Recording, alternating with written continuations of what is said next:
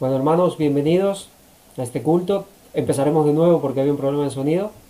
Es el tema del directo, como dicen en la televisión. Pero bueno, aquí estamos, en este culto vespertino, este culto por la tarde de este sábado 30 de enero. Interesante que sea un 30 porque vamos a hablar bastante de este número. Ya lo venimos haciendo de hace un tiempo, pero bueno, ahora seguiremos con esto. El título de este sermón, de esta predicación, es el 11 de septiembre y el retorno de Cristo. Así que, ante nada, haremos una oración.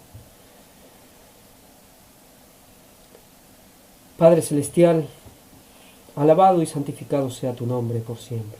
Te damos gracias, oh Dios, por tu bendición de poder estar reunidos en este día, por esta gracia maravillosa de vivir en los últimos días, de poder ver, de poder tener la oportunidad de contemplar enteramente el retorno de Cristo.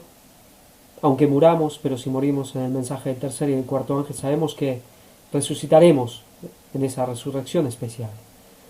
Te damos gracias por todo lo que estás haciendo por nosotros, por esta obra maravillosa que tú estás llevando, que sabemos que nos has dado un capitán, un líder, que es Jesucristo, en el cual no hay falla, no hay debilidad, y podemos estar completamente seguros que Él llevará a cabo y terminará completamente y exitosamente esta misión. Gracias eternamente por participar de todo esto. Señor, te queremos pedir y poner este culto en tus manos. Sabemos que sin ti no somos nada, sabemos que necesitamos plenamente de ti y que solo tu Santo Espíritu puede sacar y revelar las gemas más profundas y más hermosas que hay en tu palabra. Por eso mi oración es que te pido que tu unción esté conmigo, pero no solo conmigo, sino con todos los que escuchan y escucharán, para que tú también abras la mente de todos nosotros, para que puedas implantar la semilla de tu palabra, para que puedas confirmar esta verdad y hacernos aptos y propicios para la salvación. Bendice a todo tu pueblo, acuérdate de los enfermos en gran manera y perdónanos todos nuestros pecados, porque te lo pedimos en el nombre de Jesús. Amén. Bueno, y aquí en la portada tenemos una imagen que es preciosa, hermosa. Esto es del espacio estelar. Bueno, yo en esta serie del tercer y cuarto ángel he puesto varias portadas con cuestiones estelares del universo. Realmente a mí, como a mucha gente, me fascinan esas imágenes. Espero y ansío con gran manera ese viaje. Ya por ese viaje solo de 7 días lo vale todo, lo vale todo. Pero bueno, esto es algo que se llaman los pilares de la creación, le han puesto, astrónomos, científicos. Y son gigantescos, están muy lejos y son, de unas dimensiones inimaginables. Pero aquí tenemos una fotografía, es algo precioso. Y lo que vemos, el 11 de septiembre, y vemos estas, especialmente dos como columnas, se llaman pilares, pero podrían ser columnas tranquilamente. Se ve otra que es más pequeñita, hay una tercera siempre, hay imágenes que se ven más completo y hay una tercera que es un piquito, pero tiene especialmente estas dos grandes, gigantescas, formidables columnas, lo más grande que el ser humano conoce en este sentido, en estas formas. ¿Y por qué? Bueno, creo que cuando hablamos del 11 de septiembre y vemos esto, ya vemos una relación y veremos muchas relaciones. Intentaremos profundizar, hemos venido hablando ya de hace casi un año sobre cuándo comenzó el juicio de los vivos, que comenzó el 11 de septiembre del 2001. Obviamente cuando hablo del 11 de septiembre estoy hablando del 11 de septiembre del 2001. Por eso digo, y el retorno de Cristo. No digo que es el retorno de Cristo, pero veremos todo lo que conlleva. Ya hemos venido hablando todo lo que significa el retorno de Cristo. Es algo que se ha ampliado, que tenemos que tener esa mentalidad. Es como cuando a veces uno ve algo muy lejos, ve, por ejemplo, no sé, dos árboles grandes y los ves como que están a la misma distancia, y cuando estás llegando ves que puede estar uno más adelante o más atrás que el otro. Bueno, el tema de la segunda venida de Cristo es un poco así. Siempre se esperó siempre solo ese día y es ese día, pero a medida que estamos llegando hemos visto que ese momento es más que un día literal de 24 horas. Por supuesto que lo tiene, que es la consumación, pero hay un día que ocupa, que es lo que venimos hablando, esos 30 años. Y empezaremos a ver un poco en la Biblia este tema. Originalmente le iba a poner otro título, que era el 11 de septiembre según Jesucristo. Bueno, al final se lo cambié, pero creo que es un título que hubiese sido muy válido, porque veremos lo que nos dice la palabra de Dios, lo que nos dice Jesús, si es que nos dice, y lo tenemos claro que sí, sobre este tema, sobre ese momento de la historia. Un momento, bueno, impresionante, que nadie puede, cualquiera que lo vimos, no podemos olvidarlo, y todo lo que ha significado, todo el cambio que ha venido a partir de ahí, y todo lo que estamos viendo, y hasta dónde llegará, y sabemos cuál es la conclusión. Haremos un pequeño repaso primero de lo que hemos hablado, ciertos matices básicos sobre este tema del juicio de los vivos, del tiempo, de este lapso de tiempo. Y empezaremos con una cita de Ellen White con respecto a lo que Dios, a través de Ellen White, le decía a su pueblo qué era lo que tenía que esperar y hacer. Y ellos sabemos que estaban esperando la segunda venida de Cristo, pero también el juicio de los vivos. Y aquí en, manuscritos revelados dice: nuestra posición ha sido de esperar y velar, sin que se proclame un tiempo o fecha que tenga lugar entre el fin de los periodos proféticos en 1844 y el momento de la venida de nuestro Señor. Clarísimo. El fin de los periodos proféticos, obviamente sabemos que habla de Daniel, de los periodos proféticos de Daniel, a eso se refiere, y el momento de la segunda venida de Cristo. Entre esos dos momentos, en su momento, en su tiempo, en su época, no tenían que esperar, ni proclamar ninguna fecha. A ellos lo que quedaba era velar y orar. ¿Por qué? Porque Jesús viene como ladrón. Si no estamos velando y orando, pues mal por nosotros. Y eso es que viene a juicio. Eso ya lo hemos comentado. Para la gente quizás que no ha escuchado, los remito. Obviamente que en el ministerio se ha hablado mucho, pero especialmente los sermones de esta serie sobre cuándo comenzó el juicio de los vivos, que son 3, y luego también lo del juicio y el Armagedón, que se han dado más detalles, cómo esos 30 años son una realidad bíblica. Pero esto es lo que a ellos les tocaba, velar y orar, y ahí se entienden todos esos versículos de Jesús, ¿no? Que si el padre de familia conociera el tiempo, pero como no lo sabe, ahí se refiere a la iglesia, a los dirigentes, que en ese tiempo y hasta el comienzo del juicio de los vivos nadie podía saber cuándo comenzaba, pero ahora sí lo podemos saber. Vamos a ver algunos textos que ya hemos visto en esos cultos, y empezaremos con, por ejemplo, los que nos hablan de estos 30 años, y lo explicaremos un poco más. Oseas 5:7 dice: contra Jehová prevaricaron, porque han engendrado hijos extraños. Ahora, en un solo mes serán consumidos ellos y sus heredades. Aquí nos habla como varios versículos: en un mes, en 30 días, serán consumidos. ¿Esto qué es? Juicio. Juicio de vivos. También teníamos Amós 8:5, y que esta gente, el pueblo de Dios, especialmente los dirigentes, diciendo: ¿cuándo pasará el mes? Y venderemos el trigo, y la semana, y abriremos los graneros del pan, y achicaremos la medida, y subiremos el precio, y falsearemos con engaño la balanza. ¿Cuándo pasará el mes? Lo habíamos hablado.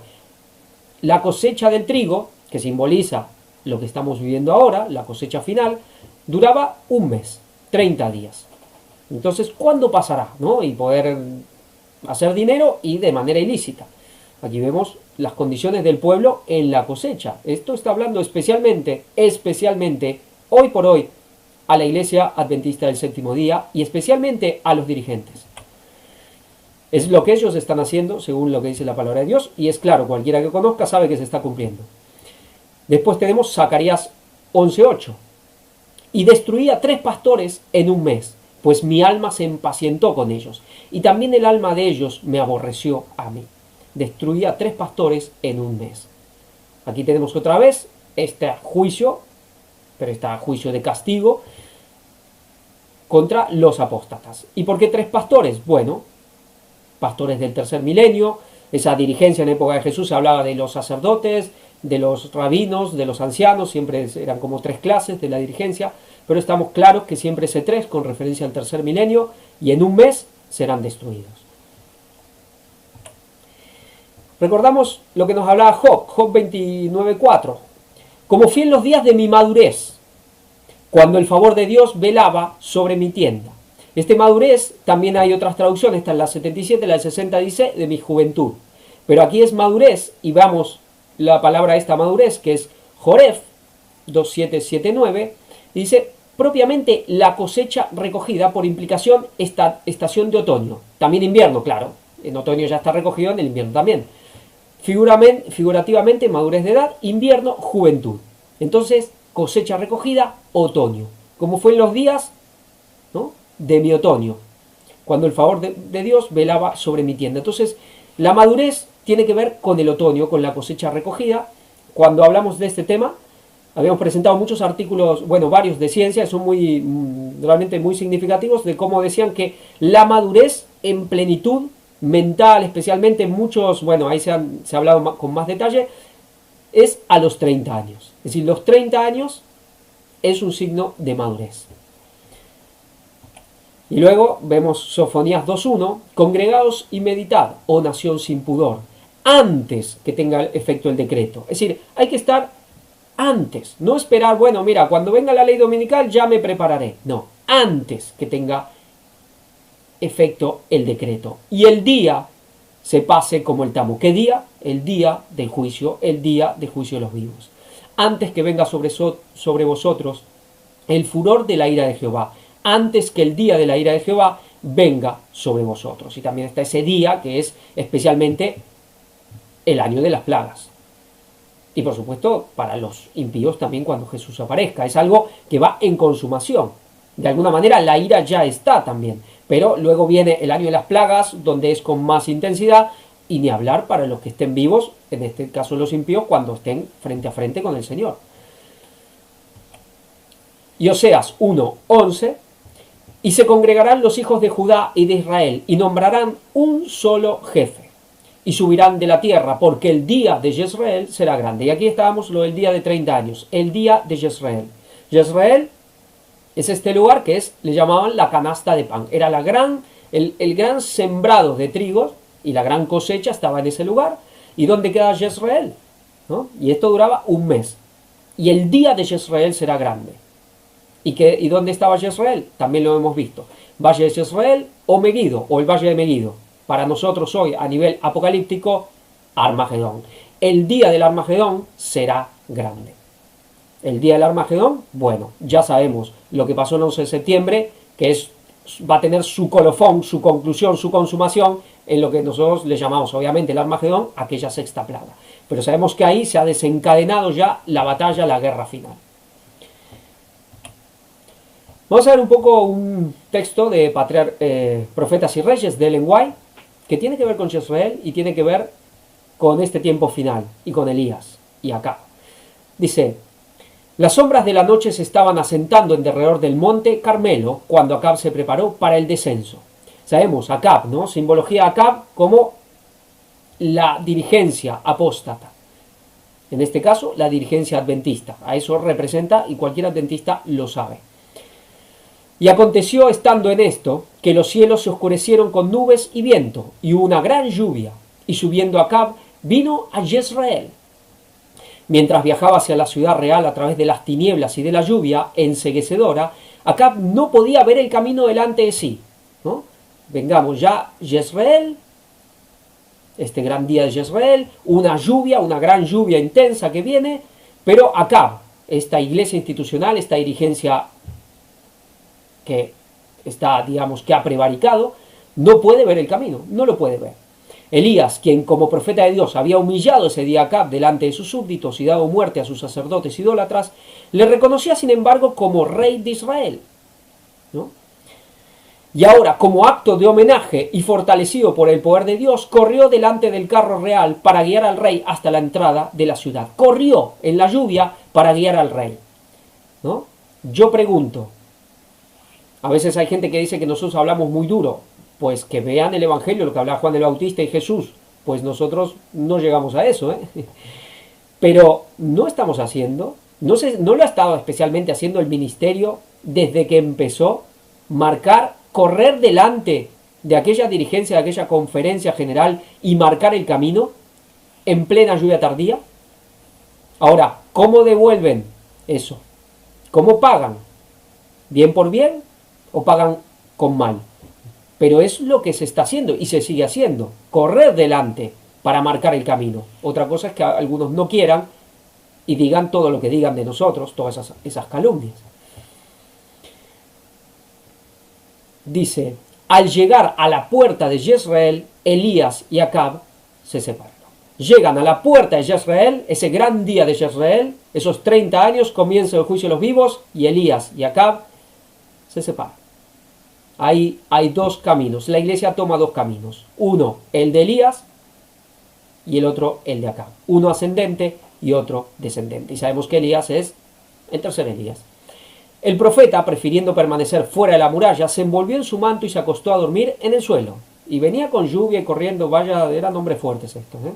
El rey, pasando delante, llegó pronto al abrigo de su palacio, y allí relató a su esposa los maravillosos sucesos acontecidos ese día, así como la admirable revelación del poder divino que había probado a Israel que Jehová era el Dios verdadero.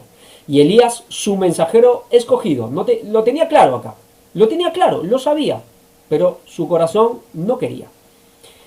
Cuando Acab contó a la reina cómo habían muerto los profetas idólatras, Jezabel, endurecida e impenitente, Jezabel ya era sin remedio, desde, bueno, no sé si desde el nacimiento, pero más o menos, se enfureció, se negó a reconocer en los acontecimientos del Carmelo la predominante providencia de Dios, y empeñada en su desafío, declaró audazmente que Elías debía morir. ¿Dirá esto la Jezabel de este tiempo en algún momento? ¿Llegará a un decreto de muerte? Por supuesto. Ya sabemos esta historia. Pero vamos a ir un poco en detalle con el 11 de septiembre. Bueno, en detalle, vamos a hablar de algunas cosas. ¿Acaso escribió algo Ellen White? ¿Acaso escribió o no escribió? Es muy significativo porque realmente vemos textos que lo hemos leído, los repasaremos, no los leeremos enteros para que no se haga muy largo, pero el que los quiere leer puede tener la imagen. Pero Ellen White claramente habla de un suceso en Nueva York, en altos edificios. Pero cuando pasó que ha dicho, bueno, los dirigentes, los pastores, los maestros, no, esto no tiene nada que ver. Que es como un poco gracioso, ¿no? Cuando pasa algo tan evidente y tan relacionado y alguien dice, no, esto no tiene nada que ver. No, esto no se refiere a esto. Pues ¿a qué se refiere? Hoy se habla mucho de negacionistas, ¿no? Sabemos todo este tema. Bueno, hay unos que son verdaderos negacionistas. Y estamos hablando de la mayoría, lamentablemente, del pueblo de Dios, del pueblo adventista, especialmente su dirigencia. Son verdaderos negacionistas, es el no porque no. Y esto es realmente, vamos a ver algunos textos, acá habla, ¿no? Dice cuando vean los grandes edificios en Nueva York, dice qué terribles escenas ocurrirán cuando el Señor se levante para sacudir terriblemente la tierra. Y dice, entonces se cumplirán las palabras de Apocalipsis 18 del 1 al 3. Ella estando en Nueva York, ¿no? Que había gente que decía que iba a ser barrida por una ola gigantesca, que eso lo había dicho ella, y ella dice, yo nunca dije esto, pero sí que esos edificios, grandes edificios, iban a caer. ¿Y lo relaciona con qué? Con Apocalipsis 18 del 1 al 3. Entonces se puede relacionar esto, decir, esto solo se va a cumplir al final, con el terremoto final, cuando se desplomen todas las ciudades, en la séptima plaga. Pues no, porque ¿qué mensaje? ¿A quién le va a decir a alguien, salid de Babilonia, pueblo mío, en la séptima plaga? Por supuesto que eso va a ser su consumación, ¿no? Y aquí habla de estos grandes edificios que serán derribados. Entonces, y lo relaciona con el mensaje del cuarto ángel. ¿Se puede decir tan apresuradamente, no, esto no tiene nada que ver? Ellen White, no, se refería a otra cosa, pero no esto. Es que, vamos, ¿no? Hay que ser un poco, bueno, cuando alguien es estrecho, es imposible. Jesús tuvo que lidiar con esto, eran los odres viejos, y ojo, eran las grandes eminencias, eran los de prestigio, eran los que el pueblo confiaba, el pueblo los honraba, les tenía una confianza prácticamente ciega. Se dejaban dirigir por ellos, eran santos, para ellos eran santos, aquellos maestros, aquellos sacerdotes, ¿no? Pero sin embargo eran odres viejos. Y hoy pasa lo mismo. La mayoría de los pastores, de los predicadores que vemos son odres viejos. Pueden ser más de edad, más viejos o más jóvenes, porque algunos apenas salen, son nuevos y actúan igual, como odres viejos, que no pueden. No, esto es así y nunca de la otra manera. Y son como gente que se aferra a una tradición, son como tradicionalistas, tienen una idolatría por ese tercer ángel, pero en el fondo es idolatría, no lo viven. Entonces cualquier cosa que no que contradiga, sino que amplíe un poco más eso, que diga, bueno, esto es así, pero también tiene esto. No, no, no, no, no, es como una idolatría. Es realmente tradicionalistas, fariseísmo. Y así son la mayoría, lamentablemente.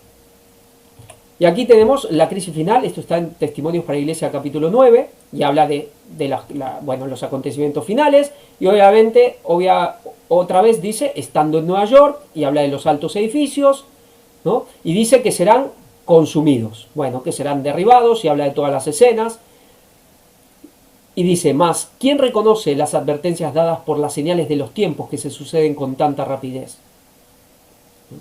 Y luego lo relaciona, al final, con el 11º capítulo del libro de Daniel.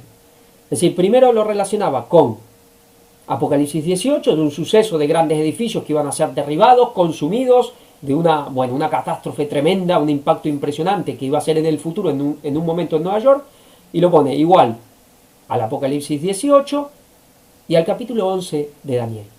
Una de las pilares de este ministerio, que es algo muy de cuando comenzó este ministerio, cuando Víctor predicaba lo de esta interpretación, que también todo el mundo hoy adventista niega, literal del capítulo 11 de Daniel, sobre aquel 11 de septiembre, cuando comienza esta conflagración, en ese momento rey del sur como los árabes, toda esa parte, contra Estados Unidos, rey del norte, y luego que desembocaría ya a nivel final, en los versículos finales de Daniel 11, 40 al 45, ya con lo que es la alianza China-Rusia contra Occidente.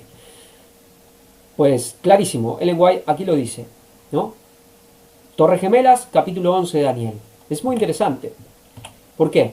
Aquí tenemos el 11 de septiembre. Una foto. Bueno, una casualidad, ¿no? El 11 de septiembre. Y esas dos torres. Como un 11. 11 del 9. 11. Sabemos que es aprobado por ley divina. Vamos a ver un poco más todo lo que es el 11. Y el 9, que es juicio. Del 2001, que es igual a 23. ¿No? Todos esos números suman 23. Y 2 más 3 es igual a 5.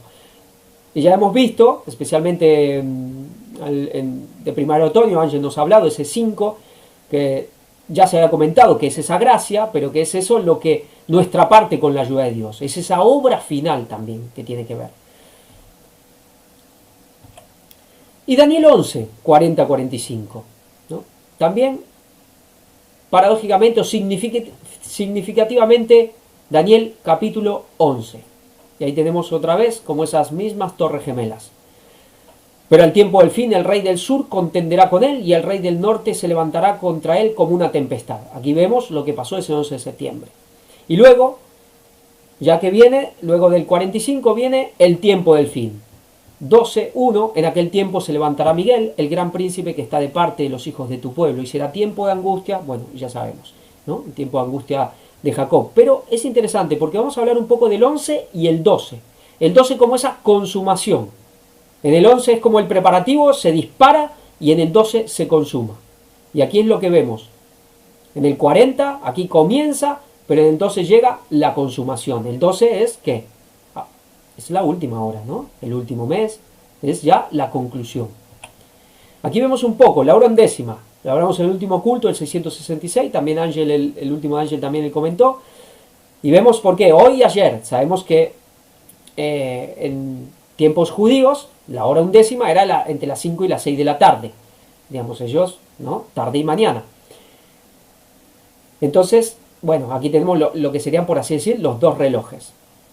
Pero vemos ese pequeño triangulito, esa porción, que es la hora undécima. O después vamos a hablar un poco, porque alguien puede decir, bueno, esa en realidad es la duodécima. Bueno, es un poco como contamos las cosas. Ahí comienza, pero decimos 11:59 y 12. Pero es verdad que es el trozo, la porción duodécima. Vamos a hablar un poco después de esto, para no confundirnos con respecto al calendario de meses también, pero es muy sencillo. Yo puse esa X, que es el ángulo. ¿Y cuántos ángulos tiene? 30 grados. ¿Cuántos grados tiene ese ángulo? 30 grados. Sabemos que el círculo es 360 grados, dividido 12 son 30 grados. Y hacemos esa relación de 30 grados, 30 años. Uno dice, bueno, eso quizás es muy apresurado, son simplemente grados, pero ya iremos viendo que realmente es el 30 que marca estos 30 años. Y lo iremos viendo más. Es ahora undécima. Aquí tenemos Casualidad también, la hora undécima, las torres gemelas, podemos poner las simples torres gemelas y ya es el 11. Ahí comienza la hora final. Nos hablaba Ellen White de el ladrón, del ladrón en la cruz, ¿no? Y que dice que se salvó al umbral de la eternidad, se salvó a la hora undécima. Todo esto lo vimos y hicimos un poco de paralelismo de los momentos finales de la cruz, de las 6 horas de la cruz de Jesús con el tiempo final. Realmente muy hermoso, para mí realmente muy hermoso, y ver cómo se cumple ese momento de Jesús crucificado. También tiene un paralelismo con la obra final, bueno, la que estamos viviendo. Y que se salvó el ladrón en la cruz a la undécima hora, en la última hora. Pensemos que aquí, bueno, ya comentaremos después el tema de la parábola. ¿Por qué pongo esto? Yo ponía esta imagen de las torres gemelas, esto en realidad es la maqueta, es como la maqueta, porque está muy limpio. Y Laura, mi mujer, me decía, aparecen los pies de Daniel 2, de Daniel 2, y me lo repetía, y me lo repetía, y me lo repetía. Bueno, es verdad, ¿no? Es verdad que parecen dos piernas también, ¿no? Y como si fuera con los pies, como una plataforma. ¿Será Daniel 2 con el 11 de septiembre? ¿Será que hay una relación? Daniel 2, bueno, también, ¿no? Vaya casualidad, si lo ponemos así, como si fueran números romanos, el 2 es un 11. Pero bueno, no podemos por esto solo ya decir que hay un cumplimiento ahí. ¿O será que esto solo es un detalle y lo hay? Eso ya lo veremos. Ya lo veremos.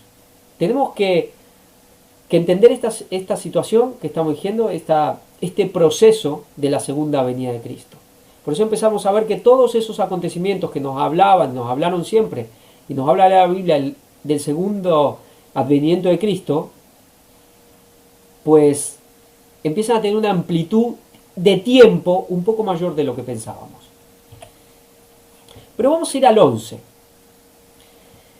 El número 11, directamente en la Strong. Nosotros sabemos por el ministerio siempre, especialmente Víctor lo ha recalcado, el tema del 11 afirmado por ley divina, que el mundo satánico lo usa de la misma manera.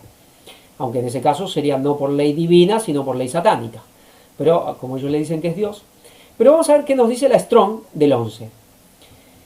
H259, Ejad, numeral de, bueno, dice propiamente unido, algo unido, uno, el 11 también es uno, como ordinal, primero, cada uno, ciento, común, 11, primero, solo, todo, undécimo, único, unir, es algo que también es uno, es algo que une.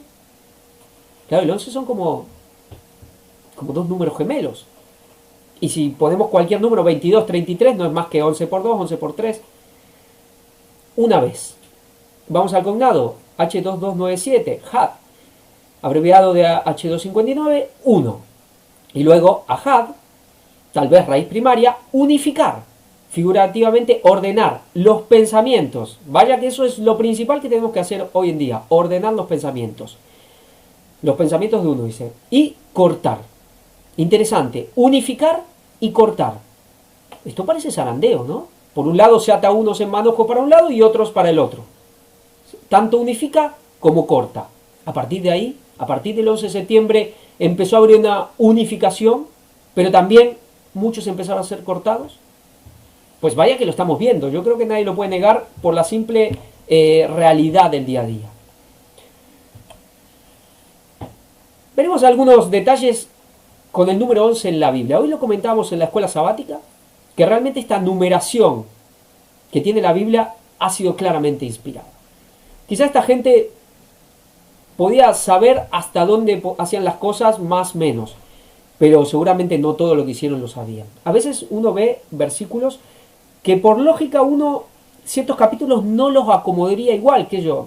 1 Corintios 13, 1 Corintios 14, lo pondría dentro del capítulo 13 uno. Por ejemplo, Isaías 53, los últimos 3 versículos de Isaías 52, parece que tendrían que entrar dentro de Isaías 53. A veces están acomodados de una manera extraña, que uno no lo haría, si diría, bueno, lo voy a acomodar por más o menos temática.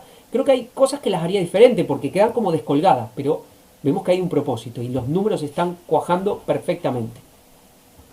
Génesis 11. ¿Y qué nos habla de Génesis 11? Babel. Dice, tenían todos una sola lengua, pero dijeron edifiquemos una ciudad, una torre y hagámonos un nombre. Una torre, es verdad. Pero Génesis 11, sabemos que Génesis es un libro profético también. Y dice que ¿qué? Que ahí descendió Jehová. ¿Qué ha pasado el 11 de septiembre? ¿Ha descendido Jesús? ¿Ha descendido a juicio? Por supuesto. Por ejemplo, vamos a José. Y acá pongo José y 11. Que José, vemos aquí la famosa túnica de colores, tipo arcoíris. Sabemos que hablamos del hijo de José, de Jacob, perdón. ¿Tiene algo que ver José y el 11? ¿Tiene algo que ver? ¿Tiene algo que ver José con las Torres Gemelas? ¿Qué tendrá que ver? 11º hijo de Jacob. Sí, era el hijo número 11. Y tiene algo que ver con este tiempo final. Génesis 41-46. Era José de edad de 30 años. 30. Ni uno más ni uno menos. Cuando fue presentado delante de Faraón, rey de Egipto. Y salió José de delante de Faraón y recorrió toda la tierra de Egipto. 30 años y recorrió toda la tierra de Egipto. Que estábamos viendo hace ya un tiempo en este ministerio, que Egipto tiene ese significado, ese simbolismo de la iglesia institucional. Y por eso Dios siempre saca un pueblo también de Egipto. Y a los 30 años y recorre todo la tierra de Egipto. ¿Qué está haciendo este mensaje? Recorriendo especialmente primero la tierra de Egipto, la tierra adventista, porque son los que primero son juzgados. Y aquí vemos algo claro, 2 columnas, ¿no? Vemos un 11, bueno, 2 columnas. En la imagen no hay que dar muchas más explicaciones, ¿no? Pero ¿será que hay algo que tiene algo que ver? 2 columnas con el 11, con todo esto, con juicio de los vivos, con el 11 de septiembre, con estos últimos 30 años. La presentación eran esas 2 columnas estelares, las más grandes que el hombre hoy por hoy conoce, por así decir. Si hablamos de columnas, ¿qué pensamos? Las columnas de bronce, ¿no? Joaquín y Boaz, que estaban en la puerta del templo de Jerusalén. Vamos a ir después con un poco más, con mayor, a detenernos un poco más en esto. Vamos a ver un artículo sencillo sobre la columna. Dice, las 3 partes principales de la columna tiene 3 partes, basa, fuste y capitel. Estas 3 partes tienen una correspondencia directa con las partes que forman el árbol de la vida. Bueno, ya sabemos, ¿no? Este es de una página que tiende un poco al esoterismo, también hablan de cosas bíblicas, pero ya sabemos, ¿no? Ese un poco sincretismo que hay, gente que en general no conoce, bueno, ya les llegará el mensaje y verán. Pero nos habla del árbol de la vida, pero claro, 3 partes, un árbol. Dice, donde la basa son las raíces, el fuste es el tronco y el capitel corresponde a las hojas que forman la copa del árbol. Aquí vemos la columna como un árbol, que el árbol también como una copa, porque aquí en español hablamos de la copa del árbol. Muy interesante, los mismos símbolos, ¿no? Los egipcios fueron auténticos maestros construyendo columnas en forma de árboles y palmeras que aguantaban los techos de sus construcciones. Y realmente nosotros en la naturaleza, si hablamos de una columna natural, pues especialmente vamos a hablar de un árbol, ¿no? También podemos comparar la columna con una persona, donde la base son los pies, el fuste son las piernas y tronco, y el capitel es la cabeza de la persona. Indudable, porque en la Biblia sabemos que un árbol representa a una persona también, o a un pueblo mismo. Esta comparación de la columna con el ser humano fue muy popular y utilizada por los griegos, como podemos comprobar en la imagen de la Acrópolis de Atenas. Ahora la vamos a ver. En la Biblia también encontramos la utilización de la columna como símbolo de apoyo y sustento. Son las columnas que las Sagradas Escrituras nos cuentan que están situadas debajo de nuestro mundo, sustentándolo desde los inicios. Son las famosas columnas que Dios derrumbará el día del juicio final. Bueno, lo que aquí dicen. Pero sabemos que la Biblia nos habla que hay unas columnas fundamentales. ¿Será simbólico? ¿Habrá algo real? Bueno, por ahora no lo sabemos. En las construcciones megalíticas encontramos a la columna ejerciendo funciones de pilar y sustento. En numerosas construcciones funerarias megalíticas podemos admirar columnas exquisitamente labradas con decoraciones geométricas basadas en curvas y círculos. En el mundo celta la columna representaba el eje del mundo. Interesante, la columna, el eje del mundo. ¿Qué estuvimos viendo que es el eje? La llaga, la lanza, esa vara, hoy se habló de la vara, como la lanza, como la espada, como una flecha, esa saeta. el eje del mundo. Después seguiremos viendo más sobre este artículo. Pero aquí vemos esas columnas en Grecia como seres humanos. Una columna puede ser un árbol, un ser humano, bueno, símbolo también la columna, símbolo de estas cosas. Y aquí vemos dos árboles. Podría haber elegido algunos muchos más figurativamente como columnas, majestuosos, más altos, pero elegí dos olivos. Ya sabemos por qué, ¿no? Dos olivos, dos árboles como dos columnas. Si yo pongo dos olivos, nos hace acordar algo, nos viene algo a la mente, algún texto bíblico.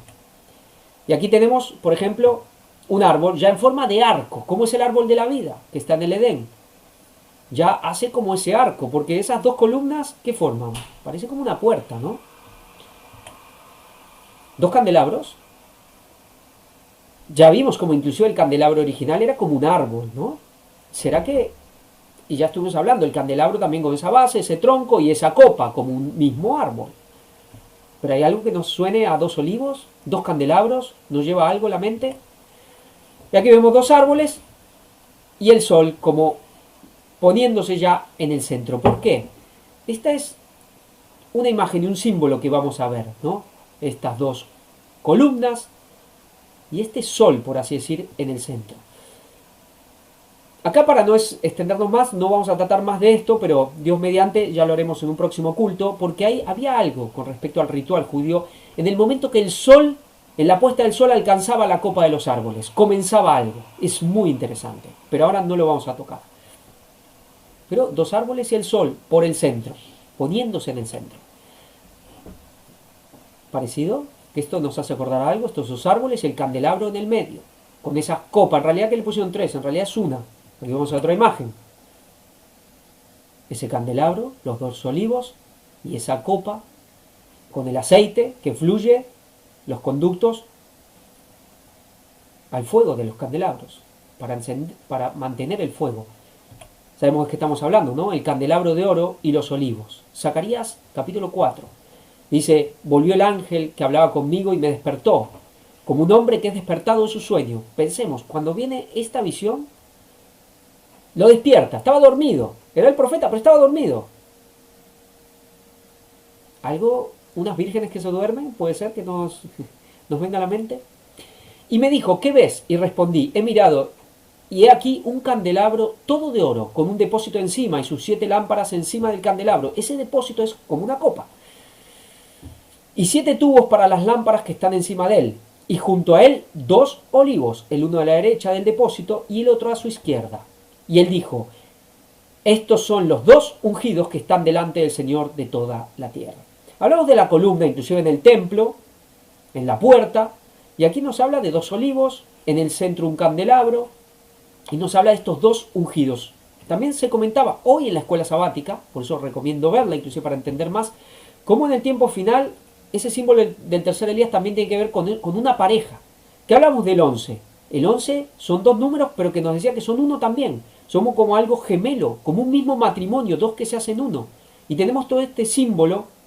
Acá habla, por ejemplo, en estos capítulos, nos habla mucho de Josué y Zorobabel, que son 2, pero que también serían uno, como símbolo del tercer Elías. Es interesante porque vamos a ver más de esto. Entonces aquí vemos, ¿no? Relacionando un poco, vamos a hacer una asociación de ideas y después ver si todo esto realmente cuadra. ¿Qué más nos lleva? Si hablamos de 2 olivos, de 2 candelabros, los 2 testigos. Apocalipsis 11. A partir del versículo 3. Y daré a mis 2 testigos que profeticen por 1260 días vestidos de silicio. Estos testigos son los 2 olivos y los 2 candeleros. Aquí nos habla ya de 2 candeleros y que son los 2 olivos. Es decir, ya el olivo como el mismo candelero. Antes eran 2 olivos y un candelabro en el medio. Pero acá son 2 olivos que son los 2 candeleros. Son lo mismo. Que están en pie delante del Dios de la tierra. Si alguno quiere dañarlos, sale fuego por la boca de ellos. Y devora a sus enemigos. Y si alguno quiere hacerles daño, debe morir él de la misma manera. Estos tienen poder para cerrar el cielo a fin de que no llueva en los días de su profecía. Hablan y sale fuego, pero pueden cerrar el cielo para que no llueva.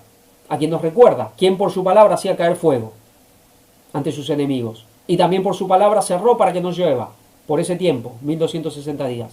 Elías, ¿no? Y tienen poder sobre las aguas para convertirlas en sangre y para herir la tierra con toda plaga cuantas veces quieran.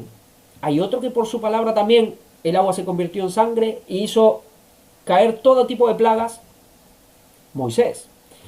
Aquí tenemos claramente referencias a Elías y a Moisés, indudable. Sabemos lo que hay con respecto al Antiguo y al Nuevo Testamento, indudable, pero nadie puede negar que no haga una alusión clarísima, pero evidente, a Elías y a Moisés. Con lo cual, este capítulo está en el pasado, está en el presente, está en el futuro, está en el pasado, en el presente y en el futuro. Y luego dice, el segundo ay ya pasó, he aquí el tercer ay viene pronto. Y comienza, ¿qué? Nos habla la séptima trompeta. Sabemos esta aplicación de la séptima trompeta y este capítulo con 1844, pero esa séptima trompeta solo empezó a sonar. Y nos habla de Elías y Moisés, a quien hacen referencia Elías y Moisés. El tercer Elías, solo Elías hace referencia al tercer Elías. Bueno, ya los que ya siguen todo lo que se está presentando saben lo que Ángel está hablando de Moisés y Elías como símbolo del tercer Elías. Pero pensemos que esos 144.000 cantan el cántico de ¿quién? El cántico del Cordero, ¿y de quién? De Elías, de Moisés. Con lo cual lo tenemos claro. Elías y Moisés son quizás dos de los símbolos más grandes y claros en el Antiguo Testamento sobre el tercer Elías. Aquí tenemos tipo una imagen.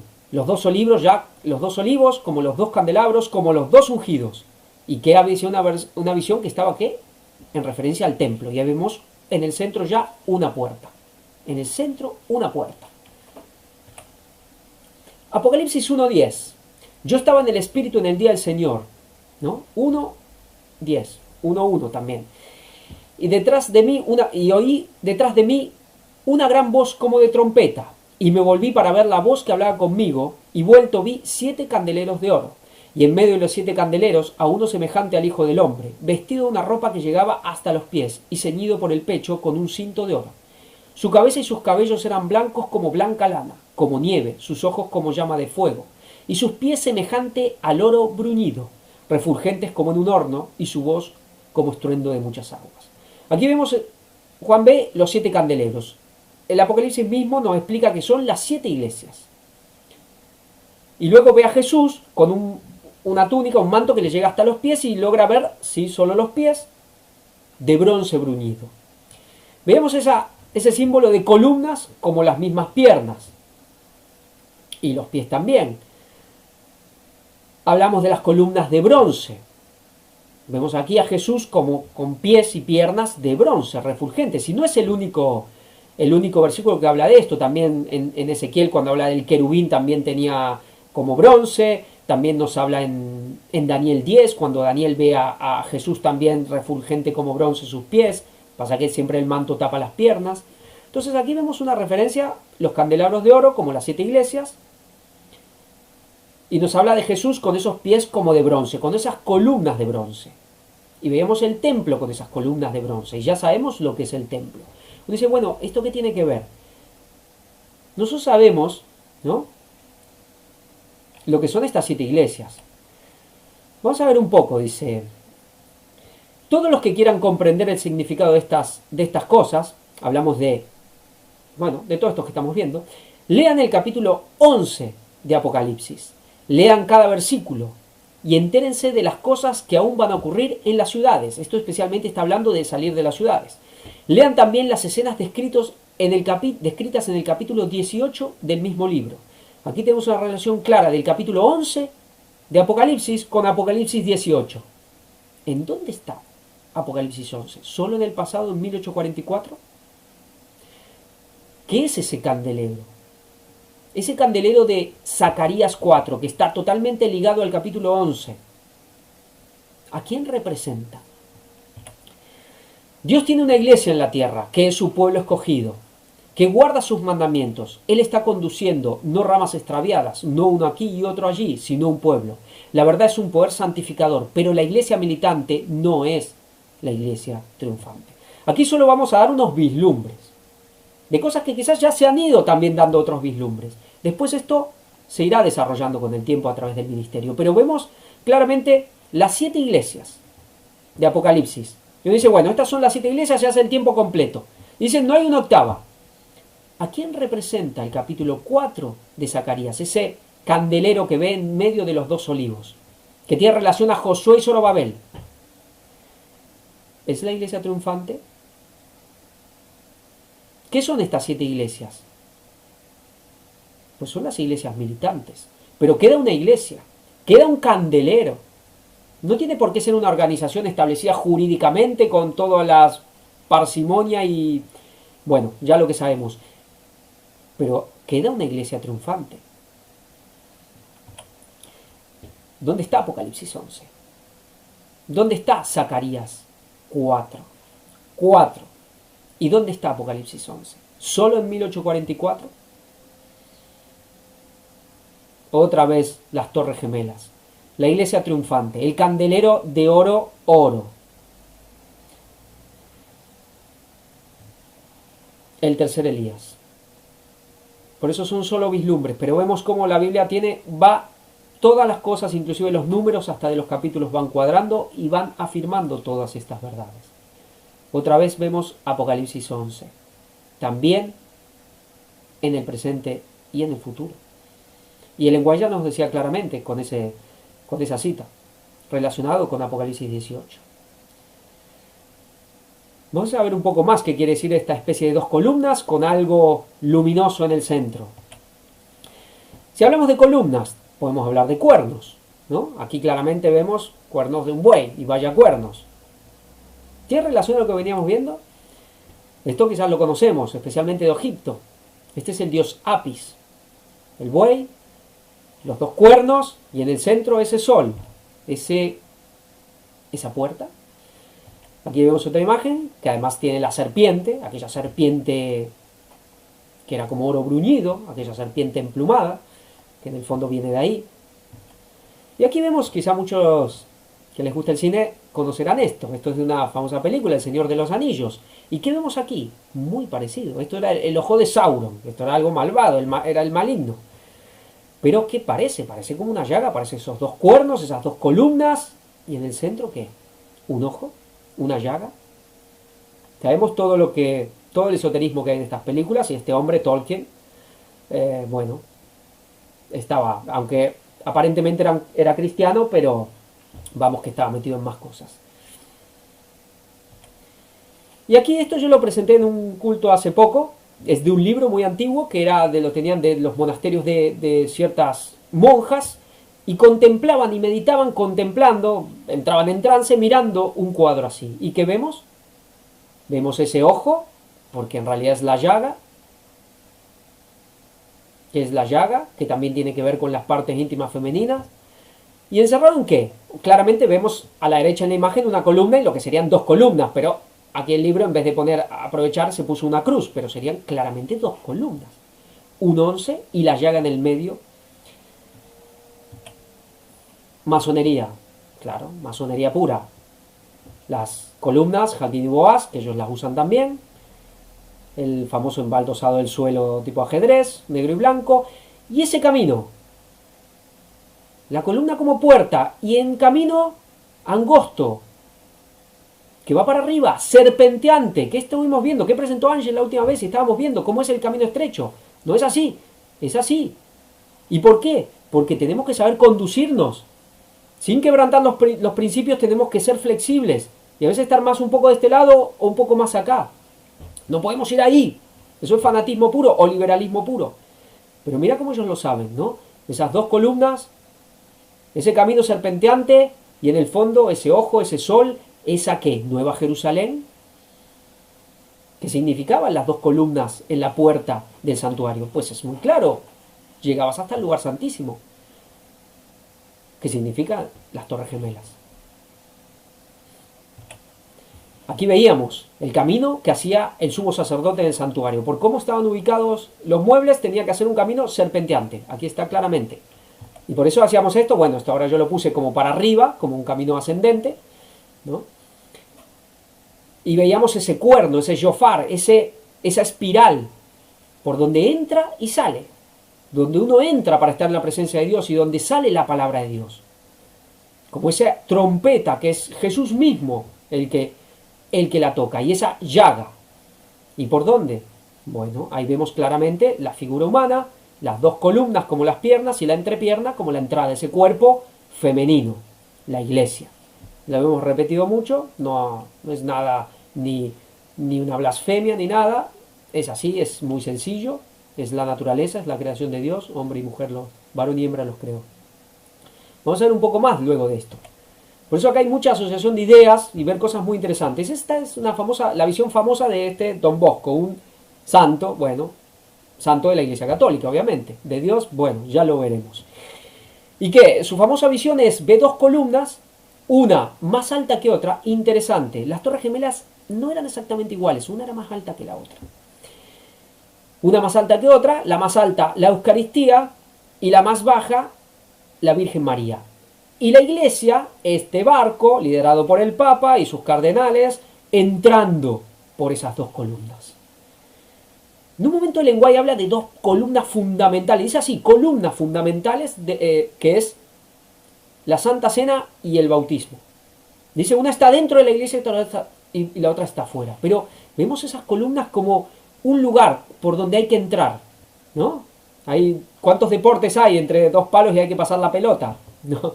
Bueno, hay que pasar por ahí, ¿no? Parece que ahí está el camino. Entonces, ¿qué? ¿Se abre el camino a partir del 11 de septiembre con la demolición de esas dos columnas? Habíamos visto los cuernos también como dos columnas. Vamos a ver cuerno un poco. La palabra cuerno, que aquí vemos por ejemplo en Daniel 8:9, cuerno pequeño, Miqueas 4:13, después lo vamos a leer porque esto es muy interesante. Este versículo, pero nos lleva cuerno, dice cuerno, porque se proyecta, realmente hacia arriba, generalmente, bueno, se proyecta, puede ser para varios lugares. Por implicación, frasco, corneta, tipo trompeta, por parecido, colmillo de elefante, marfil, esquina del altar especialmente, tenían los cuernos, pico de una montaña. Entonces ya tenemos una columna, un cuerno, una montaña, rayo de luz, figurativamente poder, asta, cabeza, cerviz, colmillo, cuerno, fuerza, ladera de montaña, poder, poderío, asta. El asta también nos llevaba a ese pendón, esa lanza, que es lo mismo, el pendón y la lanza son lo mismo porque el pacto es esa lanza también, rayo de luz. Entonces Daniel 8:9 y dice, y de uno de ellos salió un cuerno, es este cuerno, H7161, que es Keren, aquí no es shofar. Un cuerno pequeño que creció mucho al sur y al oriente y hacia la tierra gloriosa. Sabemos que es este cuerno pequeño, el papado. Miqueas 4:13. Interesante este versículo con lo que especialmente Ángel está presentando. Y esta doble connotación de todas las simbologías, buenas y malas. Sabemos que el hebreo ya es así y la Biblia sigue siendo así. Dice, levántate y trilla, hija de Sión, porque haré tu cuerno, esto, como de hierro, y tus uñas de bronce, y desmenuzarás a muchos pueblos, y consagrarás a Jehová su botín y sus riquezas al Señor de toda la tierra. Levántate y trilla. Trillar, el momento que, ya el momento de la cosecha, el momento al fin de todo, otoño. Y dice, haré tu cuerno como de hierro y tus uñas de bronce. ¿Quién era? ¿Quién tenía? ¿Cuál era la bestia que tenía hierro y bronce y uñas de bronce? Está en Daniel 7, Roma. Nos sorprendemos cuando vemos ese doble significativo de Babilonia, tanto salir de Babilonia como entrar a Babilonia, Babilonia como todo lo mejor y, bueno, todo lo peor, pero también todo lo mejor. Y aquí el pueblo de Dios como Roma. Desmenuzará. ¿Qué hacía Roma? Desmenuzar, trillar, el mismo vocabulario, los mismos símbolos. No es de extrañarse, Dios en la Biblia habla a veces que es como una osa, que es como un leopardo, que es como un águila, todas esas bestias también, ¿eh? Y uno dice, bueno, no dragón, ¿no? ¿Y la serpiente antigua? ¿A quién simboliza? ¿A Satanás? ¿O Satanás lo usurpó? Era lo más glorioso, ¿no? De oro bruñido. ¿Quién vino como oro bruñido? También con alas, como una paloma. Y el resplandor fue como la luz, rayos brillantes salían de su mano. pero sabemos que ese mano es costado. Y allí estaba escondido su poder. Estos rayos también es ese cuerno. Hoy es interesante, por mucho tiempo las Torres Gemelas solo había dos astas, dos rayos de luz, ¿no? Después, ahora ya no. Pero aquí tenemos, pero lo interesante, que quedamos pico de una montaña, especialmente la parte del pico de una montaña. Dos columnas también. ¿Tendrá algo que ver que se entra, se sale por ahí? Una entrada, la puerta, la llaga, por esas dos columnas, por estas dos montañas. Zacarías realmente es un libro del tiempo del fin total. Los cuatro carros, sí, cuatro. Ya se habló de los cuatro caballos, Ángel especialmente trató él, eso. Zacarías 6:1. De nuevo alcé mis ojos y miré, y aquí cuatro carros que salían de entre dos montes, y aquellos montes eran de bronce. ¿Salían del templo? ¿Salían directamente de la puerta del templo? Cuatro. Respondí entonces y dije al ángel que hablaba conmigo, Señor mío, ¿qué es esto? Y el ángel me respondió y dijo, estos son los cuatro vientos de los cielos. ¿Los cuatro vientos? ¿Qué son vientos? ¿Qué son los ángeles? También son vientos, ¿no? Que salen después de presentarse delante del Señor de toda la tierra. Es decir, estaban adentro del santuario y salen por esas puertas, esas columnas de bronce. ¿Cómo eran las piernas de Jesús? Como bronce bruñido. ¿Por dónde salimos? Por su llaga. Es muy interesante porque si uno ve los cuernos, tenemos el famoso el shofar, que es tipo así, que uno puede ponerlo todo recto por acá, pero había un cuerno que usan ellos que es muy así, que se puede poner como desde acá, desde la boca, y sale por el costado izquierdo. Es muy interesante, eso bueno, solo un detalle. Pero clarísimo, salen de la presencia del Señor por esos montañas, picos, cuernos, columnas, por las piernas del Señor, por entre las piernas del Señor, salen estos cuatro vientos, estos cuatro carros.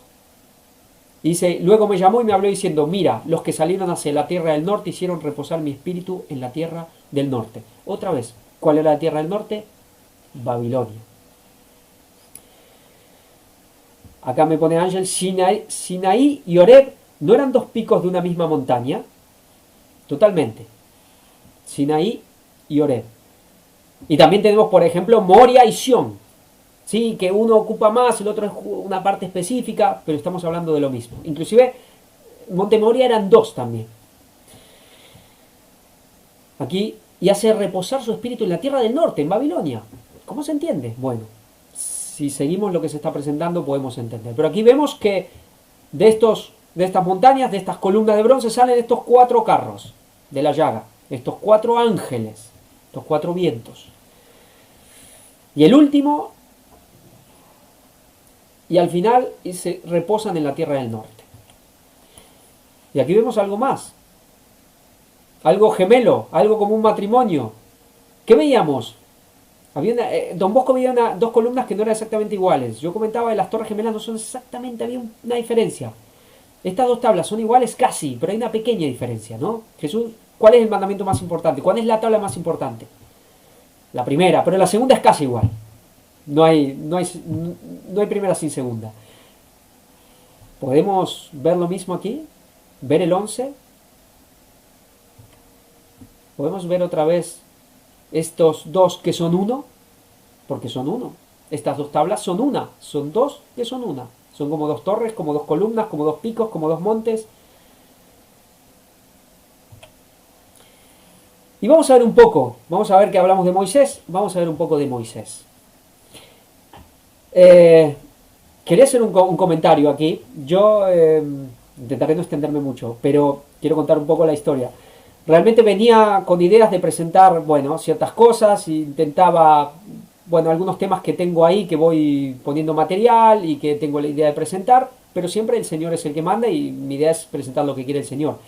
Y el sábado pasado me daba cuenta que empezaba por un lado y quedaba como atascado, empantanado, no podía seguir. Y me tocaba una semana muy fuerte de trabajo y me tocaba hoy, el sábado siguiente, el culto y no tenía nada, me daba cuenta. Solo había puesto algunas cositas de lo que hay aquí, que los había puesto como interesante, pero lo había dejado nada más. Y le oré al Señor una mañana, el domingo a la mañana, Señor, ¿quieres que presente? Dame luz, dime qué tengo. Bueno, fue instantáneo, recibo un mensaje. Un hermano que lo había visto el día anterior, Felipe, que está en Barcelona, me manda un mensaje y me manda unas asociaciones de ideas con lo que ahora vamos a ver acá con respecto a Moisés. Simplemente lo que vamos a ver acá es unas asociaciones que él me las mandó, me las escribió, yo después solamente las desarrollé. Pero es muy interesante cómo me respondió porque fue instantáneo. Cuando veo eso digo, es por aquí, y ahí me puse.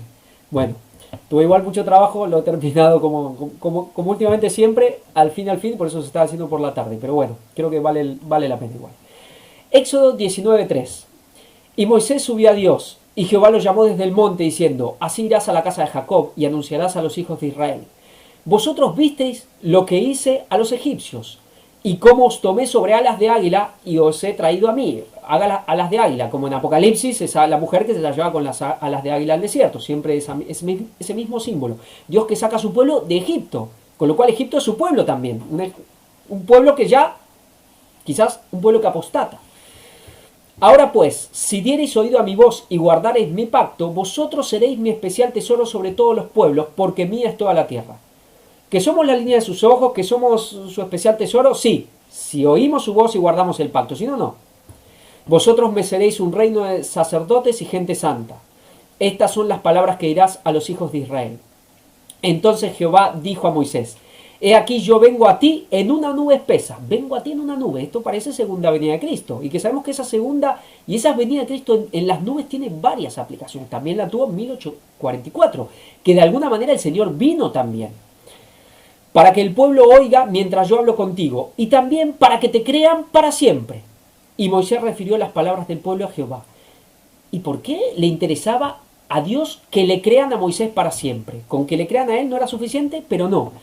Dios hacía las cosas para que tengan fe en Moisés. Y digo fe en Moisés y no blasfemia porque lo dice la Biblia, que tenían que tener fe en Moisés. Pensemos muy bien, hermanos, lo que estamos viviendo hoy, cuando tenemos problemas con el tercer Elías. Cuando tenemos problemas de no aceptar el tercer Elías. Tengamos cuidado porque Dios está diciendo, para que te crean a ti para siempre. Para que tengan fe en ti. ¿A quién? En el tercer Elías. Pensemos muy bien porque esta misma situación la estamos viviendo hoy. Ninguno iba a llegar sin Moisés, no iban a llegar a la tierra. Podían tener la columna ahí, pero parecía que había gente que no veía la columna, solo veía a Moisés. Esos eran los que se rebelaban.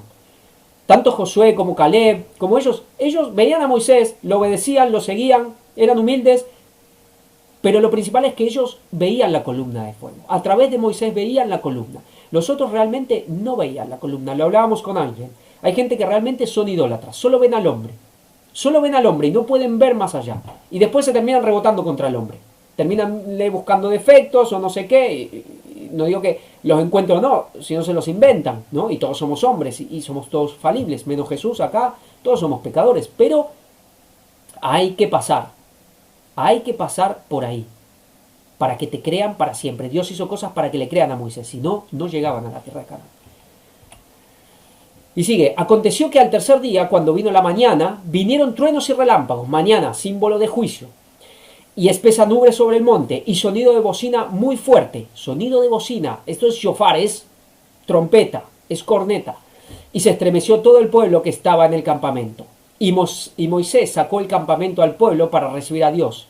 Y Moisés sacó del campamento al pueblo para recibir a Dios. Siempre hay, recibir a Dios hay que salir siempre.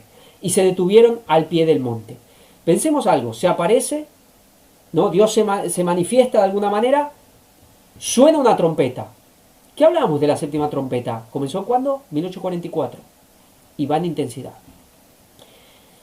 Todo el monte del Sinaí humeaba, porque Jehová había descendido sobre él en fuego, y el humo subía como el humo de un horno, y todo el monte se estremecía en gran manera. El sonido de la bocina iba en aumento en extremo, algo que va intensificándose, como todo el mensaje. Moisés hablaba y Dios le respondía con voz tronante. Y descendió Jehová sobre el monte Sinaí, sobre la cumbre del monte, y llamó Jehová a Moisés a la cumbre del monte, y Moisés subió. Y luego viene, ¿qué? Los 10 mandamientos, ¿no? Éxodo 21, y habló Dios todas estas palabras diciendo. Acá Dios revela de palabra los 10 mandamientos. Empieza a tocar la trompeta. ¿Podemos simbolizar esto en este momento ahora, haciendo un paralelismo? Sabemos que se pueden hacer varios paralelismos a distintos tiempos. ¿Podemos hacerlo a 1844? Vamos a ver. Luego nos lleva allá a Éxodo 32:15. Conocemos un poco la historia. se ratifica ese pacto, que ellos con premura dijeron sí, obedeceremos, ese pacto viejo, por eso, sí, sí, obedeceremos, haremos todo. ¿Y luego qué? Moisés se va al monte y se queda acá, ¿cuánto? 40 días, en realidad 46 o 47, 6 días y al séptimo entró, podemos decir 46. Bueno, en 46 años está en bastantes periodos de la iglesia. Y volvió Moisés y descendió del monte, trayendo en su mano las dos tablas del testimonio. Las tablas escritas por ambos lados, de uno y otro lado, estaban escritas. Y las tablas eran obra de Dios. Estas tablas eran obra de Dios. Y la escritura era escritura de Dios grabada sobre las tablas. Y aconteció que cuando él llegó, estamos salteando versículos, al campamento y vio el becerro y las danzas, ardió la ira de Moisés y arrojó las tablas de sus manos y las quebró al pie del monte. Y dijo Moisés a Aarón, ¿qué te ha hecho este pueblo que has traído sobre él tan gran pecado? Y respondió Aarón, no se enoje mi señor, tú conoces al pueblo que es inclinado al mal. Y viendo Moisés que el pueblo estaba desenfrenado, porque Aarón lo había permitido para vergüenza. Sabemos toda la instigación de la multitud mixta, pero Aarón acá como el máximo responsable. Se tuvo que quedar a cargo y falló estrepitosamente. Pero vemos, hay un quebrar del pacto y hay unas tablas, dos tablas que se quiebran. Aquí vemos esa adoración al becerro de oro. El becerro sabemos que es el sacerdote. Es decir, el becerro de oro podría ser un símbolo de Cristo, pero en este caso, con imagen, con las danzas en este culto, es símbolo totalmente del anticristo. Porque sabemos que Cristo es un becerro y el oro es la realeza y por excelencia es de él, es la Nueva Jerusalén. Pero aquí esto ya representa al otro, al anticristo. ¿A quién? ¿A Satanás? Sí. Hoy al papado. ¿Y Moisés qué hace? Quiebra las tablas. Se rompió el pacto. ¿Cuándo? El 11 de septiembre. La iglesia estaba adorando al becerro. Recordamos esto. Lo presentamos, se ha presentado cuando fue el tema de las Torres Gemelas, justamente en el juicio de los vivos, en la parte 6 del tercer al cuarto ángel. La iglesia adventista no puede ser tratada como una secta, dicen los adventistas y los católicos. Febrero 14 de febrero, Día de los Enamorados, vaya impresionante. El famoso pacto de no agresión. Se postraron ante el becerro de oro, rompieron el pacto. La iglesia adventista rompió el pacto en el 2000. ¿Y qué pasó? Torres Gemelas. ¿Se puede ver el paralelismo o será muy... pero con todo lo que estamos viendo y vamos a ver más? Y vamos a ver más. Esas dos tablas como una, como un matrimonio, como algo gemelo. Esa adoración al becerro, ese pacto ya con Satanás, con el anticristo. Esa rebelión total, pues se quiebra el pacto. Éxodo 32, 26. Se puso Moisés a la puerta del campamento y dijo, ¿quién está por Jehová? Júntense conmigo. Y se juntaron con él todos los hijos de Leví. Y él les dijo, así ha dicho Jehová, el Dios de Israel, poned cada uno su espada sobre su muslo, pasad y volved de puerta a puerta por el campamento y matad cada uno a su hermano y a su amigo y a su pariente. Y los hijos de Leví lo hicieron conforme al dicho de Moisés, y cayeron del pueblo en aquel día como 3000. El tercer milenio. Entonces Moisés dijo, hoy os habéis consagrado a Jehová, pues cada uno se ha consagrado en su hijo y en su hermano, para que él dé bendición hoy sobre vosotros. ¿Qué estamos hablando de juicio? Cuando llegamos el mensaje, o damos vida o damos muerte. Aquí la tribu de Leví fue consagrada, fue apartada para el ministerio. ¿A quién simbolizan? Simbolizan al tercer Elías, simbolizan, digamos, al pueblo final, especialmente a los 144.000, esos levitas eternos. Y esa obra que tuvieron que hacer y la hicieron. Jeremías 48:10, maldito el que hiciera indolentemente la obra de Jehová, y maldito el que detuviere de la sangre su espada. Vaya, totalmente un espíritu totalmente opuesto a lo que dice la iglesia que hay que ser. Lo que dice la iglesia institucional. Aquí dice, maldito el que la hace indolentemente y el que detuviere la sangre de su espada. Pues hay que hacer una obra como la que toca y hay que ir adelante. Y uno no se puede echar para atrás.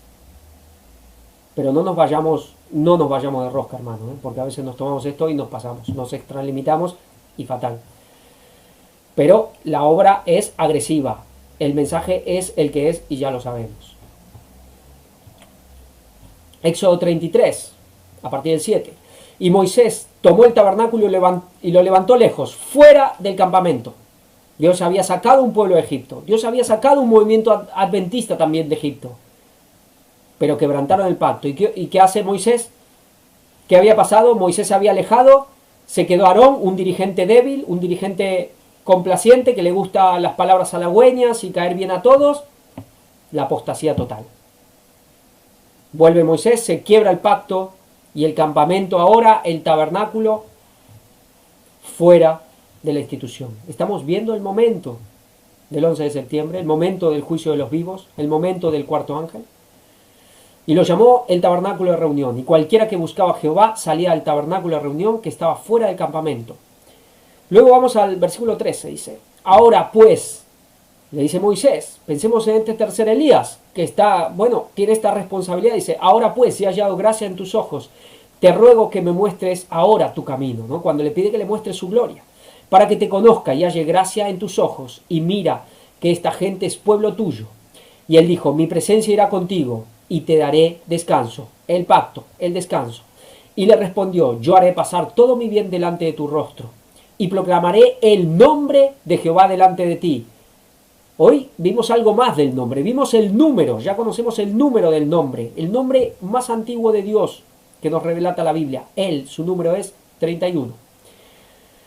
Y tendré misericordia del que tendré misericordia, y seré clemente para el que seré clemente. Y dijo aún Jehová: he aquí un lugar junto a mí, y tú estarás sobre la peña, y cuando pase mi gloria, yo te pondré en una hendidura de la peña. Ahí vemos una peña con una hendidura. ¿Nos vas a acordar que la peña Oreb? Pero, ¿qué veíamos? Esas dos columnas, esos dos montes, lo que quieran, esas dos partes, que son una, pero que son dos, que unen o que cortan, y algo siempre en el medio. Esa luz, ese mensajero, esa llaga, esa puerta inclusive en el medio. Y te cubriré con mi mano hasta que haya pasado. El pacto renovado, Éxodo 34:1. Y Jehová dijo a Moisés: alízate 2 tablas de piedra como las primeras. Las primeras las hizo Dios, se las dio Dios. Esta ahora las tablas las tuvo que hacer Moisés. Y escribiré sobre esas tablas las palabras que estaban en las tablas primeras que quebraste. Prepárate pues para mañana y sube de mañana al monte Sinaí, y prepárate ante mí sobre la cumbre del monte. Y él contestó: he aquí, yo hago pacto delante de todo tu pueblo. Haré maravillas que no han sido hechas en toda la tierra, ni en nación alguna.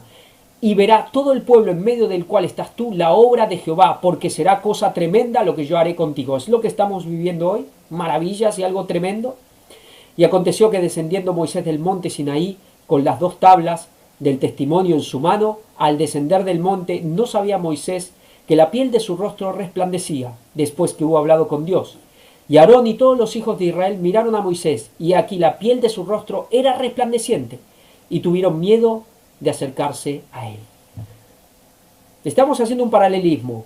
Dios da su pacto, 1844. Luego se rompe el pacto, se rompen las tablas, 2001. Luego otra vez Moisés se renueva el pacto, y hay un momento donde ya el rostro de Moisés resplandecía en gran manera. Hay 2 tipos de citas de lenguaje con respecto a esto. Dice: vendrán siervos de Dios con semblantes iluminados y resplandecientes de santa consagración, y se apresurarán de lugar en lugar para proclamar el mensaje celestial. Miles de voces predicarán el mensaje por toda la tierra, se realizarán milagros, los enfermos sanarán, y signos y prodigios seguirán a los creyentes. Dice: Satanás también efectuará sus falsos milagros al punto de hacer caer fuego del cielo a la vista de todos los hombres. Apocalipsis 13:13. Es así como los habitantes de la tierra tendrán que decidirse en pro o en contra de la verdad. Esto sabemos que es ley dominical. Vamos viendo los momentos, y luego hay un momento más de que otra vez vuelve a resplandecer los rostros del pueblo de Dios. Dice: pronto oímos la voz de Dios, semejante al ruido de muchas aguas, que nos anunció el día y la hora de la venida de Jesús.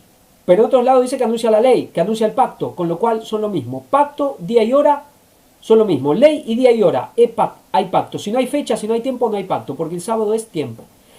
Los 144.000 santos vivientes reconocieron y entendieron la voz, pero los malvados se figuraron que era fragor de truenos y de terremoto. Dios que proclama, concluye el mensaje, el clamor final. ¿Cómo lo concluye? Dicta su ley y la fecha. Pone lo que falta, el día y la hora. Por eso el mensaje de tiempo es totalmente concreto y verdadero. Dios es el que da el colofón del fuerte pregón.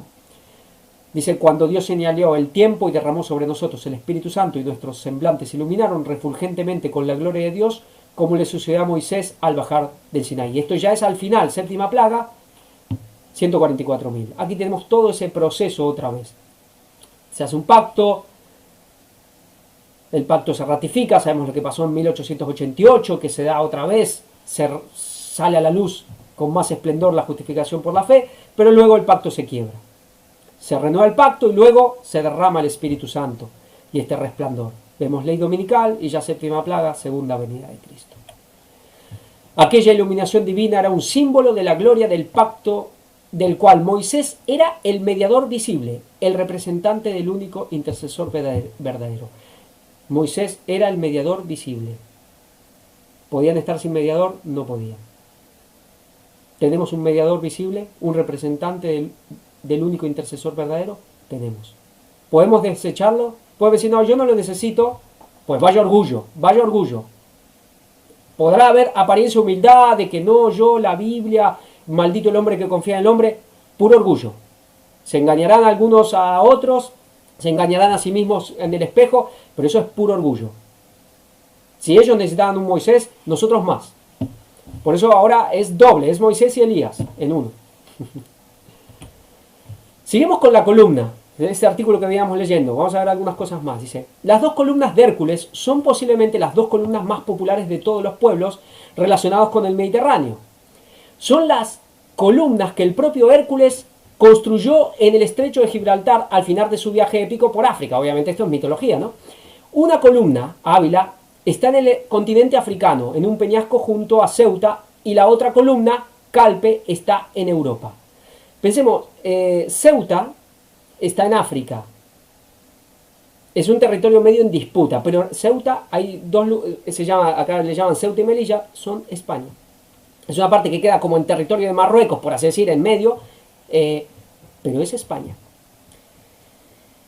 La otra en Europa, al lado del Peñón de Gibraltar, desde tiempo inmemorial, las columnas de Hércules. Bueno, el Peñón de Gibraltar es como al revés, porque el Peñón de Gibraltar es de Inglaterra ahora, aunque también está en disputa. Lo disputa España, porque está en la tierra, por así decir, española, pero es de Inglaterra. Bueno, todo este tema, política, nada más. Desde tiempo inmemorial, las columnas de Hércules separan la cuenca mediterránea de la Atlántica, impidiendo que los terribles monstruos marinos del profundo océano puedan entrar en el Mediterráneo. Actúan como una frontera de protección insuperable para que lo desconocido no afecte a la vida civilizada de los pueblos habitantes de la cuenca mediterránea, ¿no? Como unas puertas de entrada y de salida, de protección, estas columnas de Hércules. Las columnas de Hércules marcaban el límite de hasta donde los dioses tenían y ejercían sus poderes. Más allá, nada. Bueno, más allá estaba América.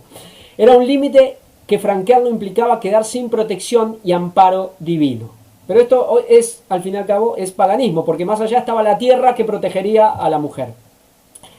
Pero poder traspasar las columnas de Hércules siempre ha sido la ambición de reyes y gobernantes, ya que implicaba conquistar lo desconocido con el fin de expandir imperios y reinados. Carlos I fue el primero que las incorporó como emblema junto a dos palabras latinas que desde entonces han acompañado al blasón español: plus ultra.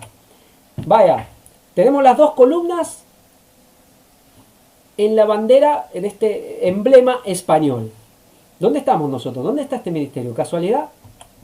¿El 11? ¿En España? Aquí tenemos España, desde arriba. Aquí se ve, bueno, lo verán ahí, las columnas de Hércules, esa entrada ahí que separa el Atlántico del Mediterráneo. Famosa, imagen hermosa. Y aquí estamos, España, con esos colores de la Nueva Jerusalén.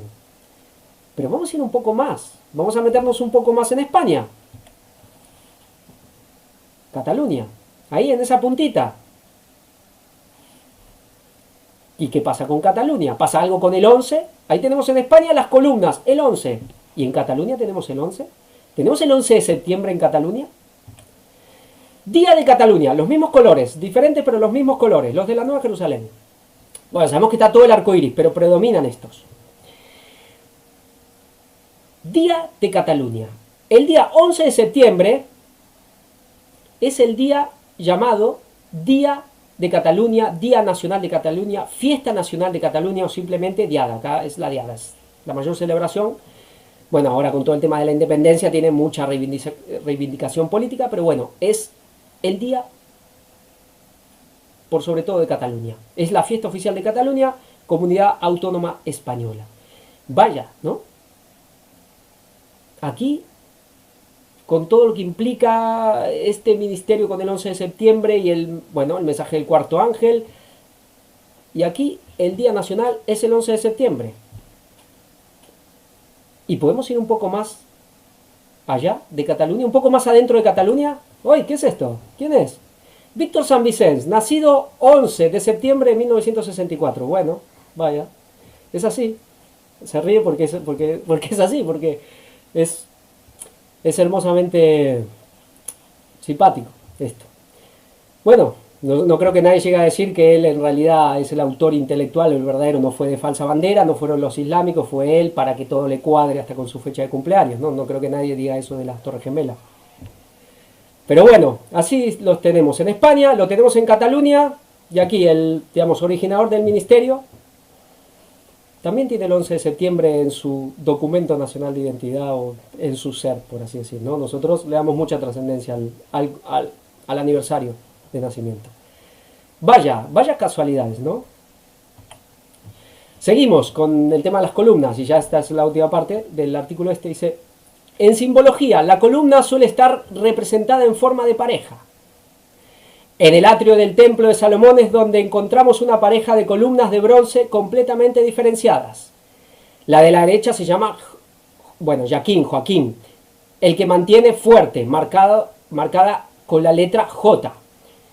Y la de la izquierda, Boaz, la que guarda la fuerza, marcada con la letra B. JB. Recuerdo, ahora me di cuenta que debe ser un tema de masonería, hay un whisky que se llama JB. Bueno, no sé si viene por ahí, cosa masónica. Estas dos columnas posteriormente fueron incorporadas a los templos de los masones, siendo uno de los símbolos más importantes de todas las logias habidas y por haber. Las columnas de bronce marcan los límites entre el mundo profano y el mundo sagrado. ¿Es verdad? Bueno, ¿qué pasaba en el templo? ¿Dónde estaba? ¿Dónde podían entrar los sacerdotes? Solo los sacerdotes podían entrar. Solo los sagrados, los consagrados podían entrar, pasar esas columnas, ¿no? Y las logias masónicas, ahora entendemos quién maneja todo esto, quién maneja el Vaticano, quién maneja las logias, quién maneja todo. ¿Quién? ¿Una nobleza anglo-veneciana de patricios romanos? No, gente que construyeron este templo hace 3000 años. Judíos. La columna y su simbolismo está representada en el cuerpo humano por la espina dorsal, también la columna vertebral, ¿no? Indudable. Otra de las columnas más antiguas es la que forman los chakras básicos del budismo tántrico, que recorren la columna vertebral y liberan energía durante la meditación. Bueno, sabemos que ahí nosotros hablamos de esa espiral como el shofar, pero sabemos lo que es, por ejemplo, el kundalini, ¿no? Es esa serpiente que va que en espiral hasta acá. Lo mismo, ¿no? Dice, desde la destrucción del templo por Sansón, el arquetipo de la columna está presente a todas horas en la mente de todos. Cuando una columna cae, toda la estabilidad queda seriamente afectada. Es como el origen de este tema de cuando las columnas se destruyen, ¿no? Lo de Sansón. Cuando las dos columnas del templo de Salomón se nos muestran rotas, ya no representan la solidez y la fuerza, sino que simbolizan la maldición de la condición mortal de nuestras vidas. Dos columnas rotas nos anuncian malos tiempos y la llegada de fuertes tormentas y tempestades. Como podéis comprobar, no estamos ante nada bueno. Anunció eso el 11 de septiembre, indudable. ¿Qué estamos viviendo? De aquí tenemos, ¿no? Este símbolo que ha quedado en la cultura popular, por lo menos en la nuestra, de dos columnas rotas y un templo que fue destruido. alguien en el medio destruyendo un templo que se vino abajo y aplastó, bueno, a toda esta gente. Filisteos, los grandes enemigos del pueblo de Dios en esos tiempos. Y con el templo de Jerusalén, que Jeremías 52:17. Y los caldeos quebraron las columnas de bronce que estaban en la casa de Jehová, y las basas y el mar de bronce que estaba en la casa de Jehová, y llevaron todo el bronce a Babilonia. Aquí tendríamos que ver doble significado. Y se llevaron todo el bronce. Estamos hablando bastante del bronce, recordemos. El bronce, una vez lo hemos mostrado, la palabra bronce quiere decir rojo como la garganta de una serpiente. Rojo como la garganta de la serpiente. El mar de bronce, las columnas, la llaga, rojo como la garganta de una serpiente. Ese cuerno, esa llaga que es como ese shofar, que es la serpiente. ¿Por qué Satanás utiliza la serpiente? ¿Y cuándo pasó esto? ¿Cuándo pasó la destrucción del templo de Salomón? Jeremías 39:2. Y en el 11º año de Sedequías, en el mes cuarto, los 9 días del mes, se abrió brecha en el muro de la ciudad. En el 11º año cayó el templo del rey. Pero vemos estos últimos dos reyes, que todos estos cautiverios babilónicos se dieron mediante estos dos reyes. ¿Cuándo gobernaron cada uno? Joaquín y Sedequías. Joacim y Sedequías. Los dos han reinado 11 años. Y en el 11º año de Sedequías caen las dos columnas, cae el templo, cae la ciudad, cayó el mundo en ese tiempo, el mundo del pueblo de Dios. Y vemos lo que estamos viendo, Daniel 2 o Daniel 11, Daniel 2 o Daniel 11, están relacionados. Vamos a ver un poco. Aquí vemos la estatua y vemos otra estatua. Vemos esas piernas, vemos esa figura. ¿Representan lo mismo? Bueno, uno es todo este mundo que va a ser hecho polvo y lo otro es la iglesia, es el pueblo de Dios. Pero también Dios, por lo menos la parte física, lo ha destruido cuando ha tocado. Vamos a ver un poco más. Daniel 2:32. La cabeza de esta imagen era de oro fino y su pecho y sus brazos de plata y su vientre y muslos de bronce. Sus piernas de hierro. Sus pies en parte de hierro, en parte de barro cocido. Estaba mirando hasta que una piedra fue cortada, no con mano. No, esta mano es esa mano tipo lanza, ¿no? Estaba esa mano así, mano extendida y mano así. Esta es tipo así, no fue cortada así, no fue arrancada así, ¿no? E hirió a la imagen en sus pies de hierro y de barro cocido y los desmenuzó. Y habla aquí de Roma, por ejemplo. El cuarto reino será fuerte como hierro, y como el hierro desmenuza, porque rompe todas las cosas, y desmenuzará y quebrantará todo. Vemos que la piedra desmenuza, ¿no?, a esta estatua de acero, de hierro, perdón. El acero es hierro y carbón. Pero es lo mismo, lo que hace Roma también lo hace esta piedra, pero lo veíamos también del pueblo de Dios, que desmenuza, que es de hierro y bronce, como el mismo Roma. Y en los días de estos reyes, el Dios del cielo levantará un reino que no será jamás destruido, ni será el reino dejado a otro pueblo. Estamos ya en el versículo 44. Desmenuzará y consumirá todos estos reinos, pero él permanecerá para siempre. Y nos habla otra vez de esta piedra que fue cortada no con mano, la cual desmenuzó el hierro y el bronce. Y esta piedra, yo aquí me remito, voy a ver un poco, pero el que quiere ir también en profundidad a entender lo de la piedra, no solo de esto, la piedra en sí, que vea lo de la piedra que Ángel ha presentado. Es en la número 25 de Primavera-Otoño. Y voy a utilizar algunas imágenes y algunos conceptos que él los ha presentado en esa predicación. Pero vamos a ver piedra, esta, la que habla aquí en Daniel 2. H69, caldeo, ¿no? Eben, piedra, correspondiente a H68, Eben. Significa construir. Piedra, cantería, honda, masa, pedregoso, pedrería, peña, pesa, peso, piedra, plomada, roca. Tenemos esta roca, esta piedra, esta peña, esta cantera, que es Cristo. Indudable. Construir. ¿A qué viene Cristo? ¿Qué va a construir o va a destruir? Acá la imagen que hace cuando viene Cristo la destruye. Pero ¿qué es lo que viene a construir? ¿Cuándo? Y si no, ¿cuándo? H70 o Ben, de lo mismo H68, par de piedras. Aquí vemos otra vez algo que es dual. Como hablábamos del 11, algo que es dual, que van juntos. Y nos habla de rueda de alfarero o taburete de partera. Ambos consistentes en dos discos horizontales con un apoyo en el centro, rueda. Ya hemos hablado mucho de la rueda, estas 4 ruedas, una rueda sobre otra rueda, las coronas, la copa, esta obra final. Y luego nos lleva, la raíz es H1129, Baná, raíz primaria, construir. Albanil, canterón, poner cimientos, construir, edificador, edificar, edificio, se construye un edificio, fabricar, fortificar, hacer, tener hijo, nos hablaba de qué, taburete de partera, tener hijo,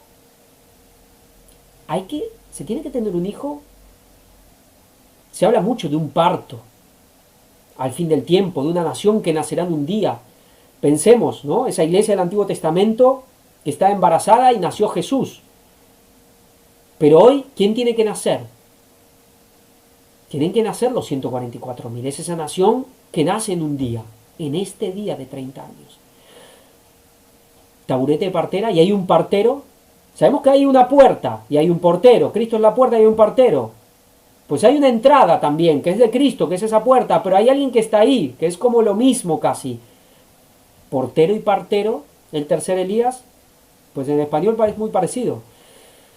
Tener hijo, labrar, levantar, maestro, obra, poner, prosperar, reedificar, reparar, restablecer, restaurar. Cuando empezamos con el tercer y cuarto ángel utilizamos esta palabra. De Daniel 8, 2300 tardes y mañanas, y el santuario será purificado, restablecido, reivindicado, restaurado. ¿Qué se viene a construir? El santuario, el tabernáculo caído de David, la obra. ¿Y cuándo? 11 de septiembre. ¿Será que esto comenzó en 11 de septiembre? ¿Será que Daniel 2, esta piedra, comienza su obra en 11 de septiembre? Pues es muy simple. Toda la segunda venida es un proceso hasta una consumación, cuando aparece Cristo en gloria. Esa piedra que llega a esa consumación. Pero esas piedras son dos. Una es Cristo, la otra quién es. Y veíamos aquí. Y bueno, esto es lo que ponía Ángel, y por eso hay preguntas. Jesús viene a trabajarnos en su segunda venida cuando aparece. Pero cuando dice que afinará la plata, que vendrá como jabón de lavadores, ¿nos viene a limpiar? Pues ya lo ha hecho. Y aquí vemos también 2 ruedas. Ángel nos mostraba en eso que esta, la rueda, la roca madre, la roca más fuerte, la roca principal, la más grande, es Jesús y simboliza el corazón inclusive de Cristo. Aquí vemos la piedra de molino, aquí la vemos, aquí cuando también la tira por un burro, corazón de Jesús, y esto era para trillar el grano, bueno, o para trillar también especialmente para sacar el aceite, ¿no? La oliva. Y ahí vemos la rueda que giraba, esa rueda hueca que se tiene que ser llenada, que ese es el pueblo de Dios, que ese es el tercer Elías, que esos son los 144.000, sobre Cristo. Pero se necesitan las dos. Dios ha querido que las cosas sean así. Vemos otra vez esto, vemos la rueda, una rueda dentro de una rueda, y vemos esa cruz. Y esta cruz aquí queda como invertida, ese estoy juntamente crucificado, ese Pedro que está crucificado al revés, lo vimos en el culto pasado del 666. Y nos llevaba, también piedra nos llevaba a 104. Igra, sí, Igra. De origen persa, epístola, llevada por un cartero o mensajero del Estado. Carta, una carta, hay que llevar una carta, un mensaje, como el mismo Apocalipsis. También nos habla de H144, Adar. Adar, ahora vamos a ver. Probablemente derivado extranjero, tal vez significa fuego. Adar, 12º mes hebreo. Y luego nos lleva a H147, Idar, era, para trillar, ¿no? Esa era donde se trilla, momento final de la cosecha también. Y luego, bueno, H148, y nos habla de adivino jefe o astrólogo juez. ¿Quién es un juez? ¿Daniel? ¿Daniel quiere decir juez? ¿Juez de Dios? Pero veamos esto, ¿no? Nos habla de la era, del trillado, de un juez, de un adivino jefe, de un maestro, y nos habla del 12º. Pero dice, bueno, no es el 11, pero vamos a ver esto. Aquí está Adar, es el mes 12º. ¿Tiene que ver con la hora 11? Pues vamos a ver que es lo mismo, es exactamente lo mismo. La hora 11ª y el mes 12º son lo mismo, ahora lo vamos a ver. de aquí a poco. Pero vamos a ver un poco el santuario, porque estamos en Daniel 2 y tiene referencia a Daniel 11. El santuario, las dos columnas. El santuario estaba de este a oeste, pero las columnas, una estaba al norte y otra estaba al sur. Al norte, ¿qué estaba? La columna Boaz. Pero al norte estaba el arca y la mesa de los panes, el trono de Dios. Y también los dos altares, los de bronce. ¿Pero qué más significa? Babilonia. Y el sur, ¿qué estaba? El candelabro y el mar de bronce. Y el sur que simboliza en Daniel 11, Egipto. ¿Qué es el candelabro? Es la iglesia. ¿Vemos? La iglesia está al sur. ¿Quién está al sur? Egipto. ¿Vemos la relación? Y al norte está Dios. Babilonia. Bueno, esto lo vamos a dejar aquí, pero las columnas, una está al norte y la otra está al sur. Las torres gemelas. Torre norte, torre 1, torre norte, torre 2, torre sur. Aquí vemos lo que ha comenzado en esa piedra de Daniel 2. Ha comenzado esa obra que se consumará cuando viene Cristo. Pero esta imagen con el mensaje empieza a ser demolida.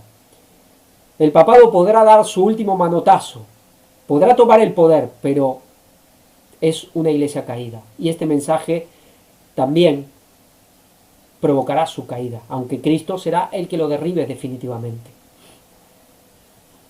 Pero aquí tenemos esta aplicación, esas piedras que es tanto Cristo como el pueblo, como el tercer Elías. Y estas piernas de hierro.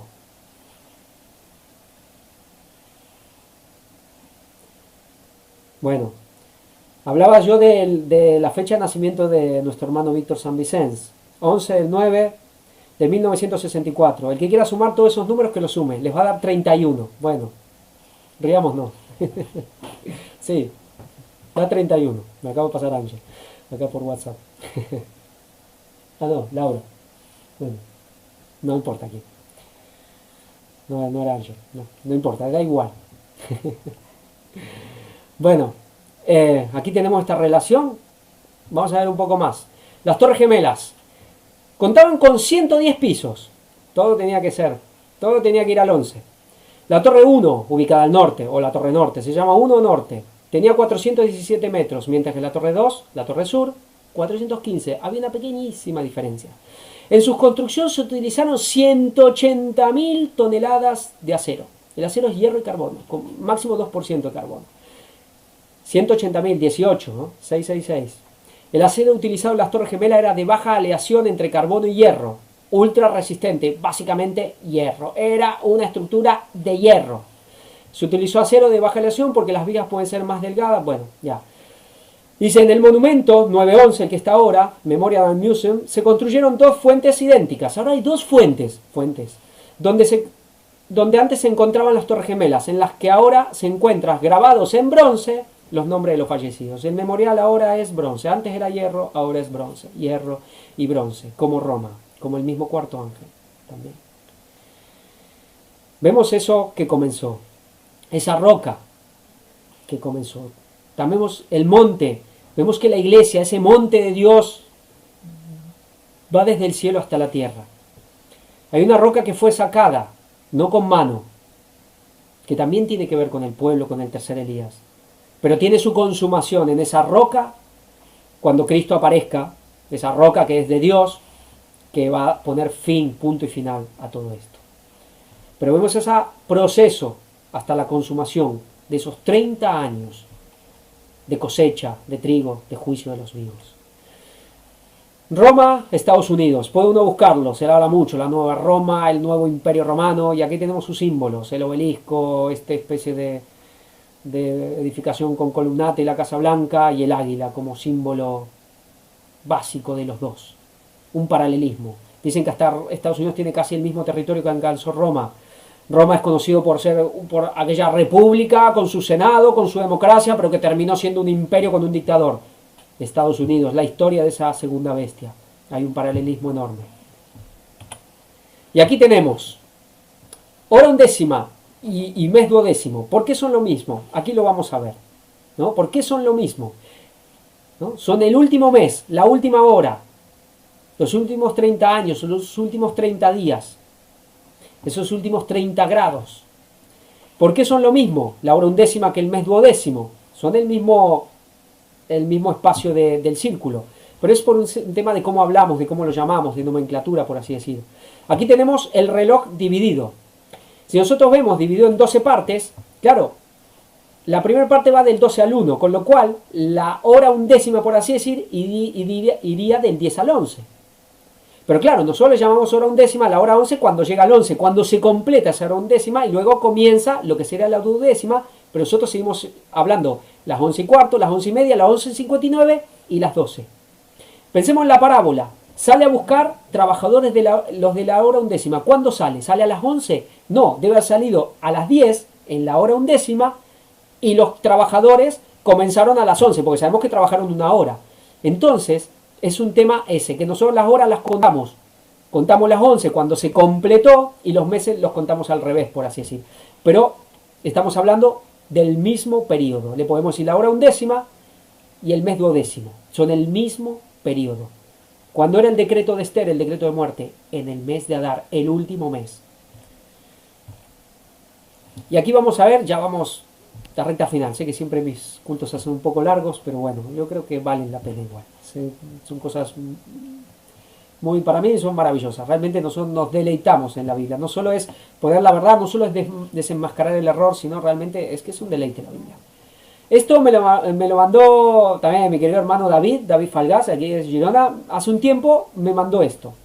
Es muy interesante lo que vamos a ver. Tiene su explicación, ¿no? Es de aquí, Sermones Escogidos. Se necesita la obra y el bautismo del Espíritu Santo. Ya sabemos por dónde va. Capítulo 22, ¿no? 2 veces 11, doblemente afirmado por ley divina. Nos habla de esto, despertar a una nueva vida. Vamos a leer esta primera parte. Dice, ahora bien, si Dios ha hablado a través de mí, a menos que haya una reforma en nuestras instituciones y en todas nuestras iglesias, a menos que sus ojos sean abiertos por el bautismo del Espíritu Santo, ustedes se perderán tan seguramente como se perdió Judas. Ustedes venderían al Señor con la misma facilidad que Judas lo vendió por 30 años piezas de plata. Dice, porque Satanás se presentará con sus tentaciones. Realmente me lo mandó. Yo justo había presentado, fue poco tiempo después, lo de los 30 años, 30 días, juicio de los vivos, y me manda esto. Claro, y uno dice 30 años pieza de plata, parece como que no tiene sentido, aunque sí, por el 30 ya lo sabemos, pero esto que 30 años pieza de plata, bueno, no sé, bueno, lo que yo había presentado en la serie del juicio de los vivos y del juicio del Armagedón. Tiene su explicación. Yo pensé, digo, bueno, quizás hay un error de traducción, un error de impresión. Es que lo hay, ¿no? Aquí Ángel me mandó esto luego, está en el inglés, y aquí dice 30 pieces of silver. No hay el años. Pero uno dice, ¿y por qué? ¿No? Vimos tantos errores para mal. Vimos tantos errores que uno dice, bueno, aquí el diablo ha metido su cola, ¿no? Pues quizás Dios ha metido su mano también para quizás hacernos ver algo. Yo, la verdad que cuando presenté todos los 30, el tema de las 30 piezas de plata lo aparqué. Lo tenía ahí pero no lo presenté. Bueno, quizás tenía una razón. ¿Tendrá una explicación? Aquí está hablando de la iglesia que se puede convertir en una Judas. Y lo sabemos, que la iglesia será, y los que apostatan serán Judas. Y la organización será el Judas que nos entregará a Roma. Y estas 30 piezas de plata será simbología de estos 30 años. Vemos de dónde viene, ¿no? Zacarías 11, sí, 11. Oh Líbano, abre tus puertas y consuma el fuego tus cedros. Aúlla, oh ciprés, porque el cedro cayó, porque los árboles magníficos son derribados. Aullad, encinas de Basán, porque el bosque espeso es derribado. Voz de aullido de pastores, porque su magnificencia es asolada. Estruendo de rugidos de cachorros de leones, porque la gloria del Jordán es destruido. Esto ya vemos que hay un juicio, que hay un castigo. Líbano es símbolo de prosperidad natural, de un paisaje hermoso, y Líbano es como, se refiere a Jerusalén, pero en su hermosura. El Líbano es como Jerusalén, hablando de la hermosura de Jerusalén. Abre tus puertas y consuma el fuego. Hay judíos en aquellos tiempos, Jesús, que esto decían que iba a ser, que esto profetizaba la destrucción del segundo templo. Y no se equivocaban. Acá me dicen, los 10 mandamientos también fueron sacados por una piedra que no fue mano de hombre, y Moisés las rompe a los pies del monte como la estatua. Pues sí. Ahora es interesante porque las primeras piedras las hace Dios y la segunda las hace Moisés. Hay dos piedras, dos leyes. Una la saca Dios y las otras las saca Moisés, aunque la escribe Dios, pero sí las labra Moisés. Es muy interesante esas dos piedras. No solo que dos que eran una, sino que hay dos grupos de piedras, de tablas, y que salen de un monte también. ¿Y de qué monte? Los pastores inútiles, así ha hecho Jehová mi Dios, apacienta las ovejas de la matanza, a las cuales matan sus compradores, y no se tienen por culpables, y el que las vende dice, bendito sea Jehová porque he enriquecido. ¿No suena? Yo he enriquecido y no me hace falta de nada. Ni sus pastores tienen piedad de ellas. Ahora vamos... Vale. Aquí vamos a explicar un poco de dónde viene el tema. Vamos a hacer un corte en Zacarías 11 y vemos el origen de estos 30 ciclos o piezas de plata. No te olvides de la serie de película que ha salido. Me recuerda acá a mi mujer que David justamente también me comentaba que acaban de sacar una serie. Acá es de un tal Alex de la Iglesia, pero de ese apellido de Iglesia de Dios no tiene nada, porque la verdad que hace cosas con un esoterismo siempre impresionante, que se llama 30 monedas. Y es, bueno, también con ese tema, que tienen más poder que el Arca de la Alianza y no sé, y bueno, cosas de esas. Pero ahora acaba de salir una serie que se llama 30 monedas. Casualidad no. Y no lo había visto, hoy me lo mostró. Justo me trajo para aquí y me lo mostró. ¿Pero dónde viene esto de las 30 monedas? Dice, si el buey, habla acá de cuando se tiene que redimir, esto está en Éxodo, ¿no? Si el buey acornare a un siervo o a una sierva, pagará a su dueño 30 sicos de plata y el buey será apedreado. Buey, sacerdote, si acornea a un siervo o sierva, ¿quién es el buey? El sacerdote. ¿Quiénes son los siervos? Nosotros somos siervos. Pues la redención habrá que pagar 30 ciclos de plata. 30. Pero ¿dónde está más también? Levítico 27.2. Habla a los hijos de Israel y diles, cuando alguno hiciera especial voto a Jehová, según la estimación de las personas que se hayan de redimir, lo estimarás así. En cuanto al varón de 20 años hasta 60, lo estimarás en 50 ciclos de plata. 50, el periodo de jubileo. Según el ciclo del santuario, que es el shekel, el famoso shekel. Y si fuere mujer, la estimarás en 30 ciclos. Aquí ves que el buey se acornea, a veces habla de que los pastores acornean a sus hermanos. La redención son 30 ciclos, pero la redención de la mujer, de un voto, también son 30 ciclos de plata. La mujer, la iglesia, los 30 años para redimir, para rescatar a la mujer, para rescatar a los siervos, y este buey es apedreado. Interesante. Seguimos con Zacarías 11, sí, 11. Por tanto, no tendrá ya más piedad de los moradores de la tierra. Es interesante porque esta es la expresión que se usa en Apocalipsis de la segunda bestia, Estados Unidos, ¿no? Moradores de la tierra. No digo que solo se refiere a eso, pero puede haber una alusión. Dice Jehová, porque aquí yo entregaré los hombres cada cual en mano de su compañero y en mano de su rey, y asolarán la tierra, y yo no los libraré de sus manos. Apacenté, pues, las ovejas de la matanza, esto es, a los pobres del rebaño, y tomé para mí 2 callados, dos varas. El uno puse por nombre gracia, y el otro ataduras, y apacenté las ovejas, y destruí a 3 pastores, ya lo que leímos, en un mes, pues mi alma se impacientó contra ellos, y también el alma de ellos me aborreció a mí. Sí, podrán alabar mucho y dirán que lo aman, pero lo aborrecen. Y dije, no os apacentaré, la que muriere, que muera, la que se perdiere, que se pierda, la que quedaren, que cada una coma la carne de su compañera. Luego tomé mi callado, gracia, y lo quebré, para romper mi pacto que concerté con todos los pueblos. Y fue deshecho en ese día, y así conocieron los pobres del rebaño que miraban a mí, que era palabra de Jehová. Los pobres, los niños. Y les dije, si os parece bien, dadme mi salario, y si no, dejadlo. Y pesaron por mi salario 30 piezas de plata. ¿Quiénes lo pesaron? Los pastores. Hay alguien que es un Judas, pero ¿quién lo pesa? ¿Y quiénes son los que van a pesar este salario? Aquellos mismos que aceptaron el dinero de Judas. Bueno, sus descendientes, aquel Sanedrín que hoy es el Vaticano y que van a aceptar el dinero de Judas, ¿de quién? Del que era de los nuestros, el que era el adventista, ¿no? Y me dijo Jehová, échalo al tesoro, hermoso precio porque me han apreciado. Y tomé las 30 piezas de plata y las eché a la casa de Jehová al tesoro. Quebré luego el otro callado, 2 callados, 2 varas, un 11, los 2 quebrados también. Ataduras para romper la hermandad entre Judá e Israel.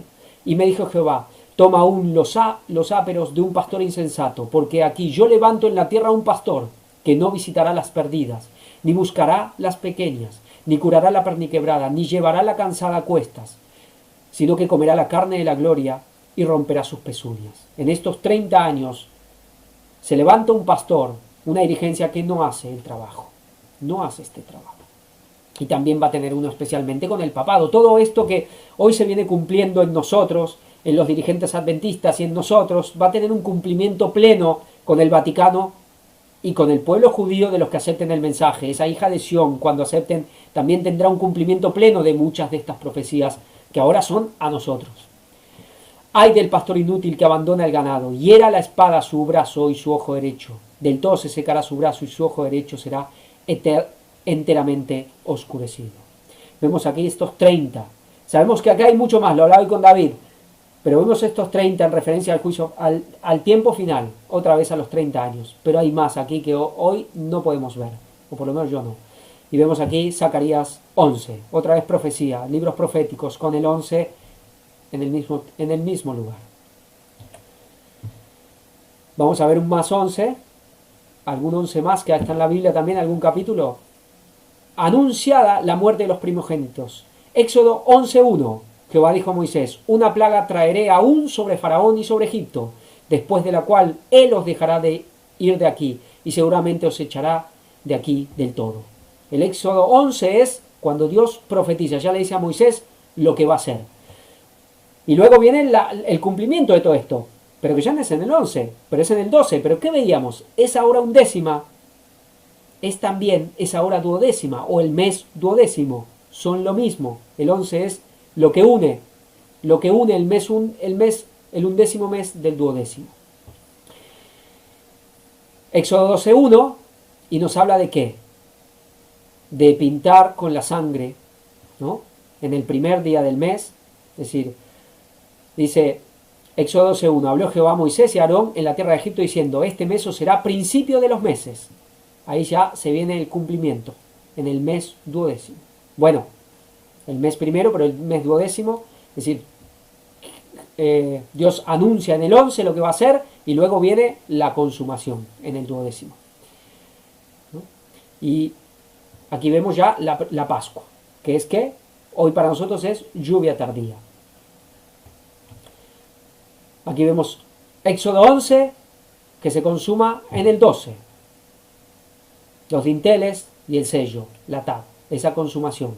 Y vemos que Zacarías se consuma todo en el capítulo 12, Daniel se consuma todo en el capítulo 12 también. Ese 11 que es la bisagra, que divide. Por eso si lo vemos con meses, podría ser el mes duodécimo. Y si lo vemos en el marco de hora, también podría ser la hora duodécima.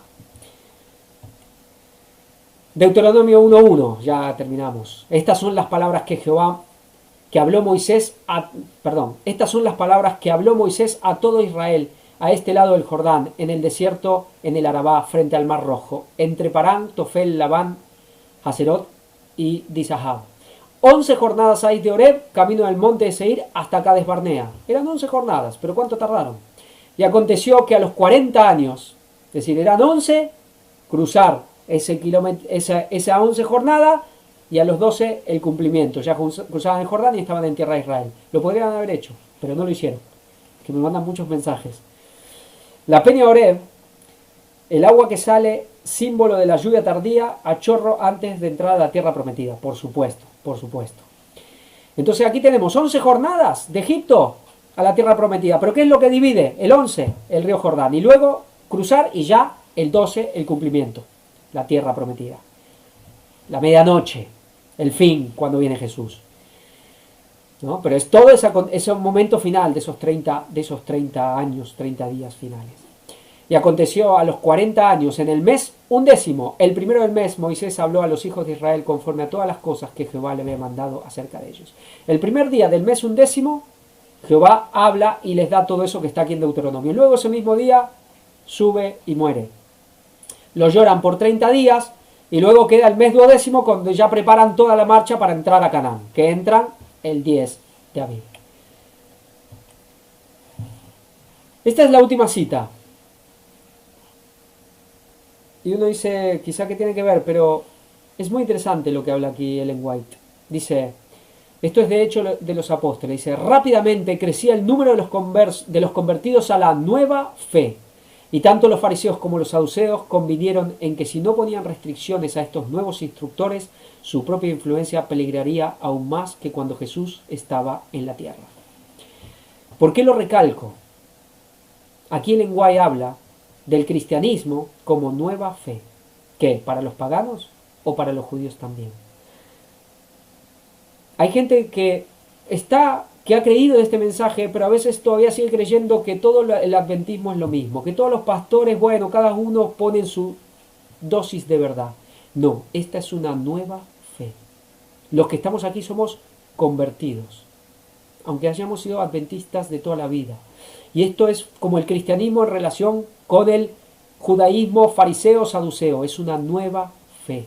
Es la fe del cuarto ángel y tenemos que tener claro y desmarcarnos de los de la izquierda, de los de la derecha, y de los que están abajo, y de los de por acá y de los que por allá. Los que no creen en esto no son de nosotros, ni predican la verdad.